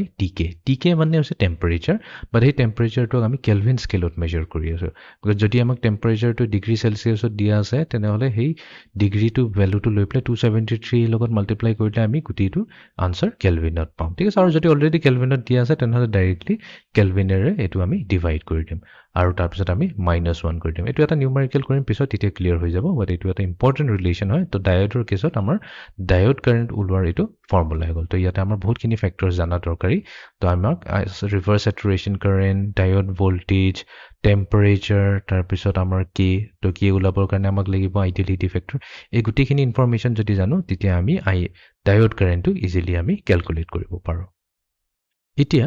ID আৰু যোনটো VD হৈ গল যোনটো আমাৰ ডায়োড কাৰেন্ট আৰু ডায়োড ভোল্টেজ যোনটো হৈ গল ইহঁতৰ মাজত এটা ৰিলেশনশিপ আছে তো এই ফৰ্মুলাটো লৈ প্লে যদি ইহঁতৰ গ্ৰাফটো ড্ৰ কৰো তো হেতুৰে আমি ফৰৱাৰ্ড বায়াস আৰু ৰিভাৰ্স বায়াসৰ ক্যাৰেক্টাৰিস্টিক গ্ৰাফ এটা পাম ঠিক আছে তো জেনাৰেলি আমাৰ যেতিয়া আমি যদি চাও হেতু হৈ গৈছে আমাৰ ID = মাল্টিপ্লাই কৰিলে আমি কি পাম IS * e to the power k VD divided by TK minus IS into 1 হৈ যাব আমাৰ IS ঠিক আছে অলপ সিম্পলিফাই কৰি দিও ID = IS multiply to e to the power k হৈছে এটা constant factor right because 11600 divide by d এটো ফিক্স থাকিব ভ্যালু টেম্পাৰেচাৰটো আমাক দিয়া থাকিব ৰাইট বিকজ এটা ফিক্স টেম্পাৰেচাৰতে আমি হলে ক্যালকুলেশন কৰো তো তাৰ মানে k divided by tk এই গুটিটোক আমি এটা কনস্ট্যান্টৰে ডিনোট কৰি আছো তো লেটস এটোক আমি আলফা বুলি কৈছো বুজিবলৈ ইজি হ'ব আলফা মাল্টিপ্লাই টু ইফালে আছে আমাৰ voltage diode voltage VD minus আছে আমাৰ IS ঠিক আছে তো এটো কি কৰিম আমি IS টো আমি ইফালে লৈ আহিলো তো আমি পাম ID plus IS equals to IS into e to the power of alpha VT ঠিক আছে এতিয়া আমাৰ যেটো ডায়োড কাৰেন্ট থাকিব হেতু ৰিভাৰ্স স্যাচুৰেশন কাৰেন্টতকৈ বহুত সৰুৱে থাকে ডাঙৰে থাকে হেকাৰণে ID plus IS নকৈ প্লেটো আমি এপ্ৰক্সিমেটলি ID বুলি কৈ দিও কোনো প্ৰবলেম নাই তো ID approximately equals to IS e to the power of alpha VD আছে তো তাৰ মানে কি আছে ID আৰু VD মাজত ডাইৰেক্ট ৰিলেশনশিপ নাই বাট এটা এক্সপোনেনশিয়েল ৰিলেশনশিপ আছে তো এটুকে যদি আমি প্লট কৰো তেনেহলে আমি পাই যাম VI ক্যাৰেক্টাৰিস্টিক গ্ৰাফ তো হেতু আমি এতিয়া নেক্সট ষ্টাডি কৰিম তো আমি পাইছো আমাৰ যোনটো ডায়োড কাৰেন্ট হৈছে approximately IS e to the power of alpha into VD ইয়াৰ মিনিংটো এটো হৈ গল আমাক যদি ID যদি গ্ৰাফটো চাব বিচাৰো তো যেহেতু এই দুটা approximately হওক বা জি হওক এটো হয়তো ইকুৱেল হৈছে তো ID গ্ৰাফটো চাও বা এই নম্বৰ এই ফেক্টৰটোৰ যদি আমি চাও গ্ৰাফটো অলমোস্ট সেম হ'ব বিকজ ID হৈছে এটা এক্সপোনেনশিয়েল ভ্যালু আৰু এক্সপোনেনশিয়েল জেনাৰেলি গ্ৰাফবোৰ কেনেকা হয় সো ম্যাথমেটিক্সত আমি যদি এটা exponential graph e to the power of x draw কৰো তেনেহলে আমাৰ এটো হ'ব x axis আৰু এটো হৈ গল আমাৰ e to the power of x or axis তো ইহঁতৰ গ্ৰাফটো দেখাত কিছু হ'ব এনেকুৱা এক্সপোনেনশিয়েলি ইনক্ৰিজিং গ্ৰাফ ঠিক আছে ফাইন তো আমাৰ কেছত কি হ'ব যেতিয়া আমি VD টো 0 ৰাখিম তাৰ মানে আমাৰ এটো হৈ গৈছে আমাৰ ডায়োড ভোল্টেজ ঠিক আছে পজিটিভ x axisত ডায়োড ভোল্টেজ আছে নেগেটিভ x axisত আমাৰ VZ আছে VZ ৰ কথাটো অলপ পিছত পাতি আছো পজিটিভ y axisত আমি ID ৰাখিছো যোনটো হৈ গল আমাৰ ডায়োড কাৰেন্ট আৰু নেগেটিভ y axisত আমি IS টো ৰাখিম যোনটো হৈছে আমাৰ ৰিভাৰ্স স্যাচুৰেশন কাৰেন্ট ডায়োড কাৰেন্টটো ইউজুৱেলি ডাঙৰ হয় একাৰণে এটো মিলি এম্পিয়াৰত মেজাৰ কৰা হ'ব বাট যোনটো স্যাচুৰেশন কাৰেন্টটো হৈছে এটো বহুতেই সৰু হয় একাৰণে এটো মাইক্ৰো এম্পিয়াৰত আমি মেজাৰ কৰিম এতিয়া এই ফৰ্মুলাটোৰ মতে আমাৰ কি আছিল ID অৰিজিনাল ফৰ্মুলাটো এটো ফৰ্মুলাটো এতিয়াটো মই বুজাবৰ কাৰণে কলো যে আমাৰ এক্সপোনেনশিয়েল হ'ব গ্ৰাফটো দেখাত বাট আমাৰ অৰিজিনাল ফৰ্মুলাটো কি ID = IS multiply to e to the power of alpha VD minus 1 ঠিক আছে এতিয়া যদি ভোল্টেজ VD = 0 হয় তাৰ মানে যোনটো আমি এপ্লাইড ভোল্টেজ দিছো হেতু 0 ৰাখিছো তাৰ মানে কি হ'ল এপ্লাইড ভোল্টেজ 0 ৰাখাৰ মিনিংটো এটো হৈ গল আমি ডায়োডৰ এক্ৰছত একো ভোল্টেজে দিয়া নাই তো ভোল্টেজ দিয়া নাই মানে কি হ'ল ডায়োডটো এতিয়া কি হৈ আছে অফ হৈ আছে কাৰণ ইয়াতে যদি আমি 0 পুট কৰি দিও এটো কি দিব e to the power of 0 দিলে e to the power of 0 দিলে মানে id equals to is into e to the power of 0 minus 1. It anything to the power 0 কি হয় 1 হয় তো 1 minus 1 কি হ'ব গোটেই পাৰ্টটো 0 হ'ল তাৰ মানে আমাৰ ভোল্টেজ যেতিয়া 0 থাকিব তেনেহলে আমাৰ যোনটো কাৰেন্ট হ'ব ডায়োড কাৰেন্ট হেতু 0 থাকিব তো এতিয়া মই গোটেই গ্ৰাফটো খালি ড্ৰ কৰি দেখুৱাই দিও এতিয়া লাহে লাহে যেতিয়া আমি ভোল্টেজ ইনক্ৰিজ কৰি থাকিম তো লাহে লাহে এই ডায়োডৰ এক্ৰছত এতিয়া আমি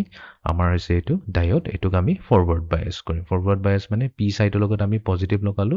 আৰু এন সাইডৰ লগত আমি নেগেটিভ লগালো ঠিক আছে আৰু মানি লওঁ যে এটো হৈছে আমাৰ এটা ভেৰিয়েবল সোৰ্স মানে ইয়াৰ ভ্যালুটো আমি লাহে লাহে ইনক্ৰিজ কৰি থাকিব পাৰিম 0 পৰা আৰম্ভ কৰিম 0 ভোল্টৰ পৰা আমি প্ৰথমতে দিম 0.1 ভোল্ট 0.2 ভোল্ট 0.3 ভোল্ট আমি দি যাম তাৰ পিছত কি হ'ব হেতু চাম তো আমি প্ৰথমতে জাৰ্মেনিয়ামৰ কথা পাতিম তো জাৰ্মেনিয়ামৰ মই কৈছো যে বিল্ট ইন পটেনশিয়াল হৈছে 0.3 ভোল্ট তো বিল্ট ইন পটেনশিয়ালৰ মিনিংটো এটোৱে হয় তাৰ মানে আমাৰ যোনটো potential to barrier potential বুলি কয় যোনটো কয় built in potential হেতু যোনটো বাহিৰৰ potential থাকিব তাক সদায় oppose কৰিব ঠিক আছে because এটো যদি আমি ব্যাটাৰীৰে চাও তো ডায়োডৰ একচুয়ালি ব্যাটাৰী ডাইৰেকশনটো হ'ব এফালে প্লাস থাকিব এফালে মাইনাস থাকিব এটো হ'ব আমাৰ 0.3 ভোল্ট জাৰ্মেনিয়ামৰ কেছত বাট আমি যোনটো এক্সটাৰ্নালি এপ্লাই কৰি আছো হেতু হৈ গৈছে আমাৰ ভি ঠিক আছে তো এটো কি কৰিব এটো হ'ব সদায় আমাৰ v - 0.3 ঠিক আছে এতিয়া আমাৰ ভোল্টেজটো কি আছে 0 পৰা আৰম্ভ হৈছে তো 0 - 0.3 টা মানে কোনে আমাৰ বিল্ট ইন পটেনশিয়াল অফ ভোল্টেজটো এক্সটাৰ্নাল ভোল্টেজতকৈ বেছি আছে তো সেই কাৰণে আমাৰ কোনো কাৰেন্ট পাস নহব ড্ৰিফট কাৰেন্ট 0 থাকিব ঠিক আছে আইডি মানে ড্ৰিফট আইডি মানে হৈছে ডিফিউজন কারেন্ট বা ডায়োড কারেন্ট হেতু 0 থাকিব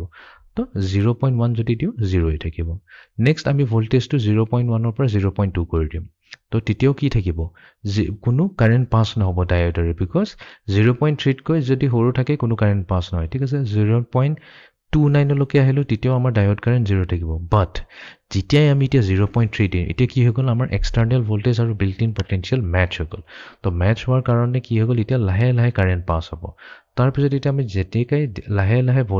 ভোল্টেজটো বঢ়াই গৈ থাকিম এতিয়া কি হ'ব আমাৰ ডায়োডটো ফৰৱাৰ্ড বায়াস হৈ গ'ল আৰু ইয়াতে এতিয়া কাৰেন্ট পাস হ'বলৈ ধৰিব তো এইটোৱে হৈ গ'ল আমাৰ ভোল্টেজ আৰু কাৰেন্টৰ ক্যাৰেক্টাৰিষ্টিক এইটো কাৰ কাৰণে হৈছে জাৰ্মেনিয়ামৰ কেছত হৈছে কাৰণ জাৰ্মেনিয়ামৰ 0.3 ভোল্টৰ ওপৰত গলেহে কাৰেন্ট পাস হ'ব যদি তাৰ তলত থাকো তেনেহলে কোনো কাৰেন্ট পাস নহয় এতিয়া আমি নেক্সট কথা পাতো সিলিকনৰ কেছত তো সিলিকনৰ কেছত কি হ'ব ভোল্টেজ 0.3 আহি পালে কোনো প্ৰবলেম নাই এখিনিতে থাকিব কারেন্ট একো নহয় 0.4 আহিলে একো কারেন্ট পাস নহয় অফ হৈ আছে 0.5 অফ হৈ আছে 0.6 অফ বাট যেতিয়া 0.7 পাব বিকজ 0.7 পোৱাৰ লগে লগে কি হৈ যাব বিল্ট ইন পটেনশিয়ালৰ ইকুৱেল হৈ যাব তো আমি জানো সিলিকনৰ বিল্ট ইন পটেনশিয়াল 0.7 হয় তো হেকাৰণে 0.7 ক্ৰস কৰাৰ পিছত আমাৰ কাৰেন্ট যোনটো হয় পুৰা ভালকৈ পাস হ'বলৈ ধৰিব তো এইটো হৈ গ'ল আমাৰ সিলিকনৰ কেছত তো এইটোৱে হৈ গ'ল আমাৰ গ্ৰাফ হয় এইটো গ্ৰাফটো হৈছে আমাৰ VI ক্যাৰেক্টাৰিষ্টিক গ্ৰাফ হৈ গ'ল এইটো কোনটো কেছত হৈছে আমাৰ যেতিয়া ফৰৱাৰ্ড বায়াস কৰি আছে ফৰৱাৰ্ড বায়াসৰ কেছত আমাৰ গ্ৰাফটো এনেকা হৈছে এতিয়া ৰিভাৰ্স বায়াস কৰিম ৰিভাৰ্স বায়াসৰ মিনিংটো কি হ'ব তো আমাৰ আছে এতিয়া PN জাংশন আছে তো আমি P সাইডৰ লগত যদি নেগেটিভটো কানেক্ট কৰি দিও আৰু N সাইডৰ লগত পজিটিভটো কানেক্ট কৰি দিও হৈ গ'ল আমাৰ ৰিভাৰ্স বায়াস তো এইবাৰ এইটো কেছত আমি মানে একচুয়ালি কি কৰিছো ভোল্টেজটো ইনক্ৰিজ কৰিম 0 ভোল্টৰ পৰা বাট আমি এটো নেগেটিভ ডাইৰেকশনত ইনক্ৰিজ কৰিছো সেই কাৰণে আমাৰ 0 পৰা -10 -20 -30 এটো হৈছে তো ইউজুয়ালি কি হয় যেতিয়া আমি জানো যেতিয়া ৰিভাৰ্স বায়াস কৰো তো আমাৰ কি হৈছে আমাৰ ডায়োডত কোনো কাৰেন্ট নাথাকে আমাৰ আইডি সদায় ইকুৱেলস টু 0 থাকে ৰাইট অকল যদি থাকে হেতু হ'ব আমাৰ স্যাচুৰেশন কাৰেন্ট ৰাইট অকল ৰিভাৰ্স স্যাচুৰেশন কাৰেন্টটো থাকে বাট এটো বহুত কম এমাউন্টত থাকে তো যেতিয়া আমাৰ ভোল্টেজ নেগেটিভ ডাইৰেকশনত ইনক্ৰিজ কৰি থাকিম কারেন্ট বাঢ়িব এনেকা নহয় কি নাভাবে বাট বহুত কম কারেন্ট বাঢ়িব বাট দেখা গৈছে কিছুমান লিমিট থাকে যাৰ কেছত কি হ'ব ভৰাই কাৰেন্ট আমাৰ পাস কৰা হ'ব তো এইখিনিত কি হৈ গ'ল এই ৰিজনটো যত আমাৰ একদম huge amount of current pass হৈ গ'ল তো এইটোকে কোৱা হয় ব্ৰেক ডাউন ৰিজন ইয়াতে কোৱা হয় ব্ৰেক ডাউন ৰিজন তো এইখিনিত কি হৈ গ'ল আমাৰ ডিপ্লিশন ৰিজনটোৰ প্ৰবলেম হৈ গ'ল তাৰ ইয়াতে ব্ৰেক ডাউন হৈ গ'ল আৰু ইয়াতে আমাৰ যিবোৰ চাৰ্জ কেৰিয়াৰ্ছবোৰ আছে জুখতকৈ বেছি পাস হ'ব ধৰিছে যাৰ কাৰণে আমাৰ ৰিভাৰ্স স্যাচুৰেশন কাৰেন্টটো বেছি ফ্লো হৈছে তো মই কি কৈছিলো যেতিয়া আমি ৰিভাৰ্স বায়াস কৰো তো ৰিভাৰ্স বায়াস কৰাৰ সময়ত কি গ'ল আমাৰ আছে এফালে পি টাইপ আৰু এফালে আছে আমাৰ এন টাইপ ৰিভাৰ্স বায়াসিংৰ কেছত আমি সদায় মাইনৰিটিৰ কথাই পাতো তো পি টাইপৰ পৰা আমাৰ মাইনৰিটিবোৰ থাকিব ইলেক্ট্ৰনছ আৰু এন টাইপৰ ফালে আমাৰ মাইনৰিটিবোৰ থাকিব হোলছ বাট আমি যেহেতু ৰিভাৰ্স বায়াস কৰিছো আমি নেগেটিভ লগাইছো পি টাইপৰ লগত পজিটিভ লগাইছো এন টাইপৰ লগত যাৰ ফলত কি হ'ব এই ইলেক্ট্ৰনছবোৰ ড্ৰিফ্ট হ'ব from P side to N side P side to N side drift হৈছে ঠিক আছে তো ড্ৰিফ্ট হোৱাৰ লগে লগে কি হৈছে যিমান আমি ভোল্টেজ নেগেটিভ ডাইৰেকশ্যনত বঢ়াই গৈ থাকিম তো এই ইলেক্ট্ৰনছবোৰ আৰু বেছি এনাৰ্জি পাই যাব এনাৰ্জি পোৱাৰ লগে লগে প্ৰব্লেম কি হ'ব এনাৰ্জিটো পালে বাট ই বেছি কাইনেটিক এনাৰ্জি আছে হাই কাইনেটিক এনাৰ্জি অহাৰ কাৰণে কি কৰিব ই যিবোৰ বণ্ডেড বণ্ডছবোৰ আছিলে যিবোৰ কোভেলেণ্ট বণ্ডছবোৰ আছে তো তাহাঁতৰ লগত যায় কি হ'ব এইবোৰ লাগি পেলাই বণ্ডছবোৰ ভাঙি দিব তো বণ্ডছ ভাঙাৰ লগে লগে কি হ'ব বহুত জোখতকৈ বেছি ইলেক্ট্ৰন ওলাব ধৰিব সেইটোৱে হৈছে তো বেছি ইলেক্ট্ৰন ইমানেই বেছি ইলেক্ট্ৰন ওলাই গ'ল এটাৰ পৰা ছেকেণ্ড মানে এটা ইলেক্ট্ৰনে গৈ পেলাই এটা বণ্ড ভাঙিলে এটা বণ্ড ভাঙাৰ লগে লগে কেইটা ওলালে ইলেক্ট্ৰন দুটা ইলেক্ট্ৰন ওলালে বিকজ ইচ কোভেলেণ্ট বণ্ডত দুটা ইলেক্ট্ৰন থাকে আকৌ যদি এই ইলেক্ট্ৰনে আৰু এটা বণ্ড ভাঙে তো কি হ'ব ইয়াৰ পৰা দুটা ইলেক্ট্ৰন ওলাব আকৌ এই ইলেক্ট্ৰনটোতো ভাঙিছে কাৰণ ইউটো ফ্ৰী হৈ গ'ল ইয়াৰ কাৰণে আৰু দুটা ওলাব তাৰমানে কি এটাৰ পৰা দুটা ওলাল দুটাৰ পৰা আমাৰ চাৰিটা ওলাল চাৰিটাৰ পৰা আঠটা ওলাব তো এইটো এটা ধৰণৰ কি হৈছে একদম হিউজ নাম্বাৰ অফ ইলেক্ট্ৰনছ ওলাইছে যাৰ কাৰণত আমাৰ যোনটো ৰিভাৰ্ছ চেচুৰেশ্যন কাৰেণ্টটো বাঢ়ি যাব তাৰমানে এবাৰ ৰিভাৰ্ছ চেচুৰেশ্যন কাৰণ প্ৰথমতেতো মাইনৰিটি আছে বাট মাইনৰিটি ইমান মেজৰিটি হৈ গ'ল যে huge amount of electrons flow' হ'ব from P side to N side but সেইটো এটা প্ৰব্লেমেটিক হয় তো প্ৰব্লেমেটিক কি হৈ গ'ল ইমানেই হৈ গ'ল বণ্ড ভাঙি গ'ল যে এইটো বণ্ডটো ৰিফৰ্ম হ'ব নোৱাৰে তো সেইকাৰণে আমি এইটো কওঁ ব্ৰেকডাউন ৰিজন তো আমাৰ এই ৰিজনটোত আমি আহিব নালাগে এই ৰিজনটোত যদি আহি পাওঁ ৰিভাৰ্ছ যদি আমি ভোল্টেজ দিওঁ এটা লিমিটৰ পাছত কি হৈ যায় আমাৰ বণ্ডছবোৰ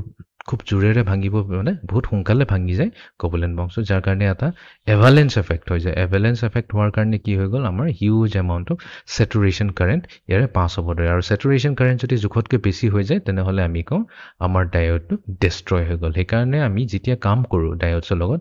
ইয়াৰ এই ভেলুটো জনাটো খুবেই দৰকাৰ মানে এই কোনটো ভোল্টেজৰ আগত যদি যাওঁ ইয়াৰ ব্ৰেকডাউন হৈ যাব তাৰমানে এটা লিমিট থাকে বাউণ্ডৰী এটা আছে সেই বাউণ্ডৰীৰ মাজতে থাকিব লাগিব তাৰমানে আমাৰ যোনটো এই ভোল্টেজ ভেলুটো থাকিব তাৰ তলত যদি আমি কাম কৰোঁ তেনেহ'লে আমাৰ কোনো প্ৰব্লেম নাই তাৰ ওপৰত যদি গুচি যাওঁ নেগেটিভ ডাইৰেকশ্যনত তেনেহ'লে আমাৰ ব্ৰেকডাউন ৰিজনত আহি যাম আৰু আমাৰ ডায়ডটো ডেষ্ট্ৰয় হৈ গ'ল বুলি কওঁ এই ৰিজনটো য'ত আমাৰ ব্ৰেকডাউন হৈ যায় এইটোকে কোৱা হয় PIV বুলি কোৱা হয় এইটো কোৱা হয় পিক ইনভাৰ্ছ ভোল্টেজ এই পিক ইনভাৰ্ছ ভোল্টেজত কি হৈ যায় আমাৰ ব্ৰেকডাউন হৈ যায় হাউএভাৰ কিছুমান স্পেচিয়েল টাইপ অফ ডায়ড আছে যোনটো বিষয়ে আমি পঢ়িম সেই ডায়ডটো এনেকৈ হয়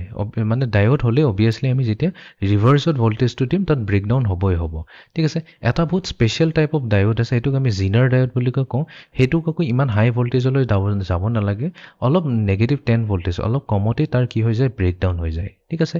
এইটোক আকৌ ইউজফুলি আমি ইউজ কৰিব পাৰোঁ এইটো আমি যেতিয়া সেই পাৰ্টিকুলাৰ লেকচাৰটো পাতিম জেনাৰ ডায়ডৰ ওপৰত তেতিয়া তাতে আমি ডিটেইলছত কথা পাতিম বাট এতিয়া থুলমূলকৈ কৈ থওঁ যে ইভেন জেনাৰ ডায়ডৰ কেছতো কি হৈ যায় আমি ইয়াক ইমান হাইলি ডোপ কৰি দিওঁ এটা জিনাৰ ডায়ডক তাৰ ডোপিংটো বেছি জোখতকৈ বেছি যদি ডোপিং কৰি দিয়া হয় তেনেহ'লে তাৰ যোনটো PIV হ'ব পিক ইনভাৰ্ছ ভোল্টেজ এইটো অলপ সোনকালে আহি যায় ঠিক আছে তো বেছি একেবাৰে -30 -40লৈকে যাব নালাগে -10তে আহি যায় আৰু বাট এইটো কেছত কিন্তু আমাৰ জেনাৰ ডায়ডটো ডেষ্ট্ৰয় নহয় এইটো কেছত আমি জেনাৰ ডায়ডটোক এটা ইউজফুলি ইউজ কৰিব পাৰিম ঠিক আছে ইয়াত ভাল এপ্লিকেশ্যন আছে বাট জেনাৰ ডায়ড যদি নহয় এটা যদি নৰ্মেল ডায়ডৰ কথা পতা যায় তেনেহ'লে এটা নৰ্মেল ডায়ড সদায় তাৰ অপাৰেটিং যোনটো ভোল্টেজ হ'ব সেইটো সদায় পিক ইনভাৰ্ছ ভোল্টেজৰ তলতে ৰাখিব লাগিব ওপৰত গুচি গ'লে আমি ব্ৰেকডাউন ৰিজনত গুচি যাম তো এই কেৰেক্টাৰিষ্টিক গ্ৰাফ হয় যোনটো আমি VD আৰু IDৰ মাজত কৰিলোঁ বা ইনফেক্ট VZ হৈছে আমাৰ জেনাৰ ভোল্টেজ আৰু চেচুৰেশ্যন কাৰেণ্ট তো এই গ্ৰাফটোকে কোৱা হয় VI কেৰেক্টাৰিষ্টিক গ্ৰাফ তো যোনটো আমি ফৰৱাৰ্ড বায়াছ আৰু ৰিভাৰ্ছ বায়াছৰ কথা পাতি আছিলোঁ তো সেইটো বুজিবলৈ কাৰণে আমি এটা আইডিয়েল ডায়ডৰ কনচেপ্ট ইউজ কৰোঁ অবভিয়াছলি আইডিয়েল ডায়ড এক্সিষ্ট নকৰে নেচাৰত বাট এইটোৰ আইডিয়াটো যদি আমি পাওঁ তেনেহ'লে আমাৰ ডায়ডৰ বস্তুবোৰ নিউমেৰিকেল কৰাৰ সময়ত আমাৰ বহুতখিনি ইজি হৈ যায় তো জেনেৰেলি আমি কি কৰোঁ আমাৰ যদি এটা ডায়ড আছে তো এইটো হৈ গ'ল আমাৰ এটা ডায়ড এইফালে হৈ গ'ল আমাৰ P সাইড এইফালে হৈ গ'ল আমাৰ N সাইড এতিয়া ডায়ডক যদি আমি ৰিভাৰ্ছ বায়াছ কৰোঁ তো ৰিভাৰ্ছ বায়াছ কৰা মানে কি হৈ গ'ল P সাইডৰ লগত আমি নেগেটিভক কানেক্ট কৰি দিলোঁ আৰু N সাইডৰ লগত আমাৰ পজিটিভ লগত কানেক্ট কৰি দিলোঁ তো এইটো কেছত আমি কি কওঁ এইটো কেছত আমাৰ যোনটো ডায়ড কাৰেণ্ট হৈ যায় সেইটো 0 হ'ব লাগে বিকজ ইয়াতে যিয়ে থাকিব অকল ISটোৱে থাকিব বাট আমি আইডিয়েল ডায়ডৰ কেছত আমি যোনটো ৰিভাৰ্ছ কাৰেণ্ট থাকে সেইটোৰ কথা আমি নেপাতোঁ এইটো আমি ইগন'ৰ কৰি দিওঁ ইয়াতে আমি খালি ডায়ড কাৰেণ্টৰ কথাই পাতোঁ যিহেতু আমাৰ ৰিভাৰ্ছ বায়াছ কৰা সময়ত একো ডায়োড কাৰেণ্ট নাথাকে তো ডায়োড কাৰেণ্ট নাথাকাৰ কাৰণে আমি কি ক'ম এটোক এটা ওপেন সাৰ্কিট বুলি ক'ম তাৰমানে এই ডায়োডটো ড্ৰ নকৰো জাস্ট এটা ওপেন সাৰ্কিট দি দিম তাৰমানে ওপেন সাৰ্কিটৰ মিনিংটো এটো হৈছে এই ৰাস্তাটো যেহেতু ওপেন হৈ আছে তো অবিয়াসলি ইয়াতে চাৰ্জেছ যোনটো চাৰ্জ কেৰিয়াৰ্ছ হৈছে ইহঁতে এই পইণ্টৰ পৰা এই পইণ্টলৈ ইহঁতে যাব নোৱাৰে ৰাইট উৰিটো যাব নোৱাৰে ৰাইট এটা কণ্ডাক্টিং পাথ এটা লাগে তো যেহেতু আমাৰ ইয়াতে ডায়োড কাৰেণ্ট নাই তো এইটোক আমি আইডিয়েল ডায়োডৰ কেছত এটা ওপেন সাৰ্কিট দি দিম মানে ওপেন পাথ এটা দি দিম যোনটো আমাক বুজাই আছে যে কোনো কাৰেণ্ট পাছ হোৱা নাই কোনো কাৰেণ্ট পাছ হোৱা নাই মিনিংটো এইটো হৈ গ'ল এইটো ৰিভাৰ্ছ বায়াছ হৈছে তাৰমানে এইটো অফ কণ্ডিশ্যনত আছে ঠিক আছে মনত ৰাখিবলৈ ইজি হ'ব তো আমাৰ ডায়োডটো অফ হৈ আছে সেইকাৰণে এইটো ৰিভাৰ্ছ বায়াছ হৈ আছে ঠিক আছে যদি এইটো আমি ফৰৱাৰ্ড বায়াছ কৰোঁ তো ফৰৱাৰ্ড বায়াছৰ কেছত কি আছে তো আমাৰ আছে ডায়োড পি সাইড আছে আমাৰ এন সাইড আছে তো ফৰৱাৰ্ড বায়াছৰ কেছত আমি কি কৈছো পি সাইডটোক আমি লগাই থৈছো পজিটিভৰ লগত আৰু এন সাইডটোক লগাই থৈছো আমাৰ নেগেটিভ সাইডৰ লগত তো এইটো কেছত কি আছে ডেফিনেটলি ইয়াতে আমাৰ আইডি থাকিব এটা কাৰেণ্ট পাছ হ'বই হ'ব তো কাৰেণ্ট পাছ হয় মানে ইজিলি পাছ হৈ যায় তো ইয়াতে কোনো যেহেতু স্যাচুৰেশন কাৰেণ্টৰ কথা নাই আমি কম এইটো শৰ্ট সাৰ্কিট কৰি দিলো শৰ্ট সাৰ্কিট মানে এটা আমি ষ্ট্ৰেট কণ্ডাক্টিং পাথেৰে দিলো তো ইজিলি আমাৰ ইয়াতে চাৰ্জবোৰ ফ্লো হ'ব আৰু ইয়াতে আমি কাৰেণ্ট পাম তো এইটো ফৰৱাৰ্ড বায়াছৰ কেছ হ'ব তো ইয়াৰ VI কেৰেক্টাৰিষ্টিকটো কি হ'ব VI কেৰেক্টাৰিষ্টিকটো এইটোৱে হ'ব তো আমি যদি ফৰৱাৰ্ড বায়াছ কৰি আছো তো ফৰৱাৰ্ড বায়াছৰ কেছত কি হ'ব মানে ডাইৰেক্টলি আমাৰ current huge amount of current flow হ'ব ৰাইট বিকজ এইটো হৈছে আমাৰ শৰ্ট সাৰ্কিটে হৈছে আমাৰ ফৰৱাৰ্ড বায়াছৰ কাৰেণ্ট তো ইভেন ভোল্টেজ যদি 0 থাকে কোনো প্ৰবলেম নাই কাৰেণ্ট একদম huge amount of current flow হ'ব ঠিক আছে আৰু যদি আমি ৰিভাৰ্ছ বায়াছ কৰি আছো তো ৰিভাৰ্ছ বায়াছৰ কেছতো কোনো ভোল্টেজে নাথাকিব সেইকাৰণে এইটো আমাৰ যোনটো ভোল্টেজ এক্সিছ আছে ভোল্টেজ এক্সিছৰ ওপৰতে আমাৰ কাৰেণ্টৰ লাইনটো আছে তো তাৰমানে ইয়াতে কাৰেণ্টৰ ভেলুৱে একো নাই 0 হৈ আছে কাৰেণ্টটো এইটোকে হৈ গ'ল আমাৰ আইডিয়েল ডায়োডৰ VI কেৰেক্টাৰিষ্টিক গ্ৰাফ এটা যেহেতু আমি এটা আইডিয়েল ডায়োড নহয় এটা আমি নৰমাল ডায়োডলৈ আহি যাওঁ যেহেতু আমি এটা ডায়োডৰ কথা পাতি আছো যে ডায়োডত বুলে এটা ডায়োড কাৰেণ্ট আছে ৰিভাৰ্ছ ফৰৱাৰ্ড বায়াছ কৰিলে আমাৰ ডায়োড কাৰেণ্ট থাকে ৰিভাৰ্ছ বায়াছ কৰিলে আমাৰ স্যাচুৰেশন কাৰেণ্ট থাকে ননদলেস যদি কাৰেণ্ট ফ্লো হৈ আছে তাতেতো আমি ইমানখিনি ফিজিক্স পঢ়িলো আজি তো আমাৰ ডিপ্লিশন ৰিজন আছে ডিপ্লিশন ৰিজনৰ মিনিংটো কি হয় ডিপ্লিশন ৰিজন যদি এটা PN জাংচনত আছে তো তাৰ মিনিংটো এইটোৱে হয় যে ই চাৰ্জ কেৰিয়াৰ্ছবোৰক P পৰা N সাইডলৈ বা N সাইডৰ পৰা P সাইডলৈ আহিবলৈ ই ৰখাই আছে এটা টাইপ অফ ৰেজিস্ট্যান্স দিছে তো সেই ৰেজিস্ট্যান্সটোক আমি কেনেকৈ মেজাৰ কৰিম তো আমাৰ দুই ধৰণৰ ৰেজিস্ট্যান্স লাগিব এটা হ'ব আমাৰ ষ্টেটিক ৰেজিস্ট্যান্স আনটো হ'ব আমাৰ ডাইনামিক ৰেজিস্ট্যান্স তো দুটাৰ মাজত ডিফাৰেন্সটো কি হয় তো লেটস সে আমি আমাক যোনটো দিয়া গৈছে ডায়োডটোক আমি হেতুক ফৰৱাৰ্ড বায়াছ কৰিছো তো ফৰৱাৰ্ড বায়াছ কৰা মানে কি হয় আমি এটা এক্সটাৰ্নালি এটা ভোল্টেজ দিছো আৰু সেই ভোল্টেজৰ প্লাস পোলাৰিটিটো P টাইপৰ লগত লগাইছো আৰু তাৰ নেগেটিভ পোলাৰিটিটো N সাইডৰ লগত লগাইছো হেতুকে ফৰৱাৰ্ড বায়াছিং বুলি কোৱা হয় আমি এই যোনটো পাৱাৰ সোৰ্সটো ইউজ কৰিছো যদি আমি এটা DC পাৱাৰ সোৰ্স ইউজ কৰো যেনেকৈ এটা বেটাৰী এটা ইউজ কৰো তেনে হেতু কেছত আমাৰ যোনটো ৰেজিস্ট্যান্সটো হ'ব হেতুকে আমি DC ৰেজিস্ট্যান্স বা ষ্টেটিক ৰেজিস্ট্যান্স বুলি কওঁ আৰু যেতিয়া আমি ডাইনামিক ৰেজিস্ট্যান্সৰ কথা পাতিম হেতু কেছত আমি কি কৰিম আমাৰ যোনটো ভোল্টেজ সোৰ্সটো হ'ব হেতু এটা সাইনুসয়ডাল ভোল্টেজ সোৰ্স হ'ব আছে জেনেৰেলি আমি হেতুত AC সোৰ্স যদি ইউজ কৰো তো হেতু কেছত আমি ডাইনামিক ৰেজিস্ট্যান্সৰ কথা পাতিম তো আমাৰ জেনেৰেলি কি থাকিব এটা অপাৰেটিং পইণ্ট থাকিব সাপোজ লেটস সে এটোটো আমাৰ গ্ৰাফ হৈ গ'ল VI কেৰেক্টাৰিষ্টিক গ্ৰাফ যেহেতু আমি ফৰৱাৰ্ড বায়াছৰ কথা পাতি আছো FP তো ফৰৱাৰ্ড বায়াছিঙৰ কেছত আমি কি কৰিম এটা অপাৰেটিং পইণ্ট এটা লৈছে অপাৰেটিং পইণ্ট মানে এনেকুৱা ধৰণৰ পইণ্ট যোনটো এটা পাৰ্টিকুলাৰ ভোল্টেজ তো এইটো হৈ গৈছে সেই পাৰ্টিকুলাৰ ভোল্টেজ VD1 আৰু সেই পাৰ্টিকুলাৰ ভোল্টেজটো কিমান কাৰেণ্ট পাছ হৈ আছে হেতু হ'ব আমাৰ ID1 ঠিক আছে তো এটা পাৰ্টিকুলাৰ ভোল্টেজত কিমান কাৰেণ্ট পাছ হৈছে হেতুকে আমি কিউ পইণ্ট বুলি কওঁ আমাৰ অপাৰেটিং পইণ্ট বুলি কওঁ আৰু আমাৰ যদি ৰেজিস্ট্যান্স ওলাব লাগে তো ৰেজিস্ট্যান্স আমাৰ যেটো আমি ষ্টেটিক ৰেজিস্ট্যান্স ওলাব R ষ্টেটিক তো ফৰ্মুলাটো কি হ'ব R ষ্টেটিক হৈ যাব আমাৰ সিম্পলি VD1 ডিভাইডেড বাই ID1 ঠিক আছে সেই অপাৰেটিং পইণ্টত কি ভোল্টেজ হৈছে ডায়োড ভোল্টেজ VD1 তাক ডিভাইড কৰি দিম সেই অপাৰেটিং পইণ্টত আমাৰ যোনটো কাৰেণ্ট হৈ আছে তো হেতু যদি আমি ডিভাইড কৰি দিম হেতুৱে দিব আমাক ষ্টেটিক ৰেজিস্ট্যান্স ভেৰি সিম্পল তো এটা ডাইনামিকৰ কেছত আহি যায় ডাইনামিকৰ কেছত আমি কি কৰিম তো ডাইনামিকৰ কেছতো আমি কিন্তু দুইটাৰ কেছতে আমি হঠাৎ ফৰৱাৰ্ড বায়াছিং কেছটো লওঁ ঠিক আছে আমি ৰিভাৰ্ছ বায়াছিঙৰ কথা ইমান নেপাতো বিকজ আমাৰতো ডায়েটিংটো আমি অপাৰেট কৰি আছো কাম কৰি আছো তো আমি কি কৰিম সেম লজিক ইউজ কৰিম তো আমি এটা অপাৰেটিং পইণ্ট লৈ ল'ম আৰু সেই অপাৰেটিং পইণ্টক নাম দি দিওঁ কিউ বাট এইটো আমি ডাইনামিক ৰেজিস্ট্যান্সৰ কথা পাতি আছো তো সেইকাৰণে আমি কি কৰিব লাগিব এটা টেনজেন্ট ড্ৰ কৰিব লাগিব যোনটো এই অপাৰেটিং পইণ্ট কিউৰে পাছ হৈ গৈছে তো এইটো হৈ গৈছে আমাৰ এটা টেনজেন্ট ঠিক আছে আৰু সেই টেনজেন্টতে আমি দুটা পইণ্ট ল'ম ঠিক আছে দুটা পইণ্ট ল'ম আৰু কি কৰিম এটা পইণ্টৰ পৰা আমি আমাৰ তাৰ সেই পাৰ্টিকুলাৰ পইণ্টত আমাৰ ভোল্টেজটো কিমান আছে সেইটো কেলকুলেট কৰি ল'ম এইটো হ'ল লেটছ চে VD1 আৰু আনটো পইণ্টত আমাৰ ভোল্টেজটো কিমান আছে সেইটো মেজাৰ কৰি ল'ম লেটছ চে সেইটো হৈছে আমাৰ VD2 তো VD1 ভোল্টেজ দি থকা সময়ত মানে ডায়োড ভোল্টেজ দিয়া সময়ত তাৰ কাৰেণ্ট কিমান আছিলে ID1 হৈ যাব আৰু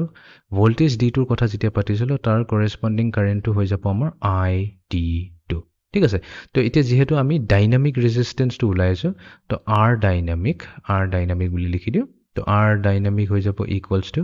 ভোল্টেজ ডিভাইডেড বাই কাৰেণ্ট হয় বাট আমি এবাৰ change in voltage divided by change in current এইটো ল'ব লাগিব চেঞ্জ ইন ভোল্টেজ মানে কি VD2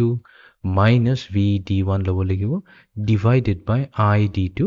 minus ID1 তো এইটোৱে হৈ যাব আমাৰ ডাইনামিক ৰেজিষ্টেন্স তো আমাৰ যোনটো ডায়োড আছে তো তাৰ মানে আমাৰ তাত আছে এটা PN জাংচন ডায়োড আৰু এইটোক আমি বায়াসিং কৰিছো এফালে আমাৰ P আছে আৰু এফালে আছে আমাৰ N তো এবাৰ যোনটো বায়াসিং কৰিছো তো আমি কি কৰিছো ইয়াক এটা পাৱাৰ ভোল্টেজ দিছো বাট এইটো হৈছে আমাৰ এটা AC ভোল্টেজ সেইকাৰণে ইয়াক কোৱা হয় AC বুলি কোৱা হয় AC ৰেজিষ্টেন্স বুলি কোৱা হয় যেতিয়া আমাৰ সোৰ্সটো AC থাকে তো ACৰ কেছত অলপ কেয়াৰফুল থাকিব লাগে বিকজ AC জেনাৰেলি কি হয় আমাৰ এইটো সাইনোসয়েডাল হৈ থাকে ৰাইট তো সাইনোসয়েডাল হৈ থকাৰ মিনিংটো কি হয় এবাৰ প্লাস হ'ব তাৰপিছত মাইনাস হ'ব তাৰপিছত আকৌ প্লাস হ'ব তাৰপিছত আকৌ মাইনাস ইয়াৰ পোলাৰিটিটো চেঞ্জ হৈ থাকে তাৰ মানে এইটো যে আমাৰ P সাইডে যে সদায় পজিটিভ থাকিব এইটো নহয় যদি আমি ওপৰৰ সাইকেলটো লওঁ সেইটো সময়ত P পজিটিভ থাকিব N নেগেটিভ হ'ব সেইটো কেছত আমাৰ ডায়োড ফৰৱাৰ্ড বায়াস হৈ থাকিব বাট নেক্সট সাইকেলটো বিকজ এইটো সাইকেল অল্টাৰনেট হৈ থাকে যেতিয়া নেক্সট হাফ সাইকেলত আহি যাম তেতিয়া P নেগেটিভ হৈ যাব N পজিটিভ এইটো সময়ত আকৌ আমাৰ এইটো ৰিভাৰ্স বায়াস হ'ব আকৌ নেক্সট হাফ সাইকেলত পজিটিভ হ'ব তো এইটো কি হৈ যাব এইটো অসিলেট হৈ আছে তো এনেকুৱা কেছত আমাৰ যেতিয়া ৰেজিষ্টেন্সটো উলিয়াবলগীয়া হয় তো আমি কি কৰিলো এটা পইণ্ট ফিক্স কৰি লওঁ সেই ফিক্স পইণ্টৰ এগেইনষ্টত আমি কি কৰিম এটা টেনজেন্ট ড্ৰ কৰিম আৰু সেই টেনজেন্টত দুটা পইণ্ট ল'ম তাৰ পৰা আমি দুটা ভোল্টেজৰ ৰেসপেক্টত দুটা কৰেছপণ্ডিং দুটা ডায়োড কাৰেণ্ট উলিয়াই ল'ম আৰু সেই ডিফাৰেন্সটোৱে ইউজ কৰি পেলাই আমি তাৰ ডাইনামিক ৰেজিষ্টেন্সটো ক্যালকুলেট কৰিব পাৰোঁ এতিয়া আহি যায় আমাৰ effect of temperature on reverse saturation current এতিয়া ৰিভাৰ্স স্যাচুৰেশন কাৰেণ্ট যোনটো হয় টেম্পাৰেচাৰ ডিপেন্ডেন্ট হয় এতিয়া এইটো জানাটো বহুতেই দৰকাৰী কথা হয় বিকজ লেটস সে তুমি এটা টেম্পাৰেচাৰত পাৰ্টিকুলাৰ টেম্পাৰেচাৰত এটা ডায়োডৰ লগত কিবা এটা এক্সপেৰিমেন্ট কৰি আছা ঠিক আছে এইটো P হৈ গ'ল এইটো N হৈ গ'ল এইটো আমাৰ ফৰৱাৰ্ড বায়াসে কৰি থৈছো ঠিক আছে সামহাউ কিবা এটা ভোল্টেজ ফ্লাকচুৱেশ্যন হৈ গ'ল ফ্লাকচুৱেশ্যন হোৱাৰ পিছত ইয়াৰ পোলাৰিটি চেঞ্জ হৈ গ'ল তো পোলাৰিটি চেঞ্জ হোৱাৰ লগে লগে কি হ'ব স্যাচুৰেশন কাৰেণ্ট আহিব বিকজ আমিতো জানোৱে আইদাৰ ফৰৱাৰ্ড বায়াস কৰোঁ বা ৰিভাৰ্স বায়াস কৰোঁ এই দুটা কেছতে আমাৰ স্যাচুৰেশন কাৰেণ্ট অলপ হ'লেও থাকি right because saturation current minority charge কেৰিয়াৰ্ছৰ কাৰণে হয় আমি যেনিবা এই কিবা এটা আমি এটা টেম্পাৰেচাৰ পাৰ্টিকুলাৰ টেম্পাৰেচাৰত এক্সপেৰিমেণ্টটো আৰম্ভ কৰিছিলোঁ হঠাতে ক'ৰবাত টেম্পাৰেচাৰ ফ্লাকচুৱেশ্যন হৈ গ'ল টেম্পাৰেচাৰ বাঢ়ি গ'ল তো এনেকা কেছত কি হৈ যাব ৰিভাৰ্স স্যাচুৰেশন কাৰেণ্টৰ ওপৰত এফেক্ট আহিব নে নাই ইয়েছ আহিব আৰু সেই যদি আমি টেম্পাৰেচাৰ এফেক্টটো যদি ভালকৈ নেচাওঁ তেনেহ'লে আমাৰ কি হৈ যাব ৰিভাৰ্স স্যাচুৰেশন কাৰেণ্ট বাঢ়ি যাব পাৰে যাৰ ফলত ইকুইপমেণ্ট ফেইলিয়াৰ হ'ব পাৰে তো সেইকাৰণে আমি যেতিয়া ডায়োডৰ ক্যালকুলেশ্যন কৰোঁ IDT টো আমি ক্যালকুলেট কৰিম বাট লগতে আমাৰ ৰিভাৰ্স স্যাচুৰেশন কাৰেণ্টটো জানাটো খুবই দৰকাৰ হয় তো ইয়াতে এটা ৰিলেশ্যন আছে যদি আমি এটা টেম্পাৰেচাৰ লৈছো ইফ এট টেম্পাৰেচাৰ T1 একদম স্টাৰ্টিং টেম্পাৰেচাৰ কৈছো starting temperature T equals to T1 লৈছো আৰু হেতু সময়ত আমাৰ যোনটো স্যাচুৰেশন কাৰেণ্ট আছে দি স্যাচুৰেশন কাৰেণ্ট IS হেতু কৈছো আমাৰ IS1 বুলি কয় ঠিক আছে দেন এটা টেম্পাৰেচাৰ চেঞ্জ হৈছে ঠিক আছে at temperature T equals to T2 the saturation current the new saturation current কি হ'ব the new saturation current তাৰ ভেৰিয়েশনটো দিয়া হ'ব IS2 ঠিক আছে নিউ স্যাচুৰেশন কাৰেণ্ট IS2 এটো হ'ব IS1 যেটো অৰিজিনাল স্যাচুৰেশন কাৰেণ্ট আছে ইনিশিয়াল টেম্পাৰেচাৰ T1 টেম্পাৰেচাৰ তো হেই কাৰেণ্টটো লম IS1 আৰু এটো মাল্টিপ্লাই হৈ যাব 2 to the power of T2 minus T1 divided by 10 তাৰ মানে every 10 degree Celsius or যোনটো ডিফাৰেন্স হ'ব হেতুত আমাৰ I saturation যোনটো আমাৰ saturation current হয় reverse saturation current তাতে এটা চেঞ্জ এটা আহে ঠিক আছে তো এইটো এটা বহুত ইম্পৰ্টেন্ট ফৰ্মুলা হয় ইয়াতে 2 to the power of difference in temperature divided by 10 এইটো এটা exponentially related হৈ আছে তো এনিৱেজ এই গুটেইখিনি কথা আমি যি পাতিলো আজি গুটেই ক্লাছটোত তো আমি এটা নিউমেৰিকেলে গুটেইখিনি বস্তু আমি কনসলিডেট কৰি পেলাই বুজিবলৈ চেষ্টা কৰিম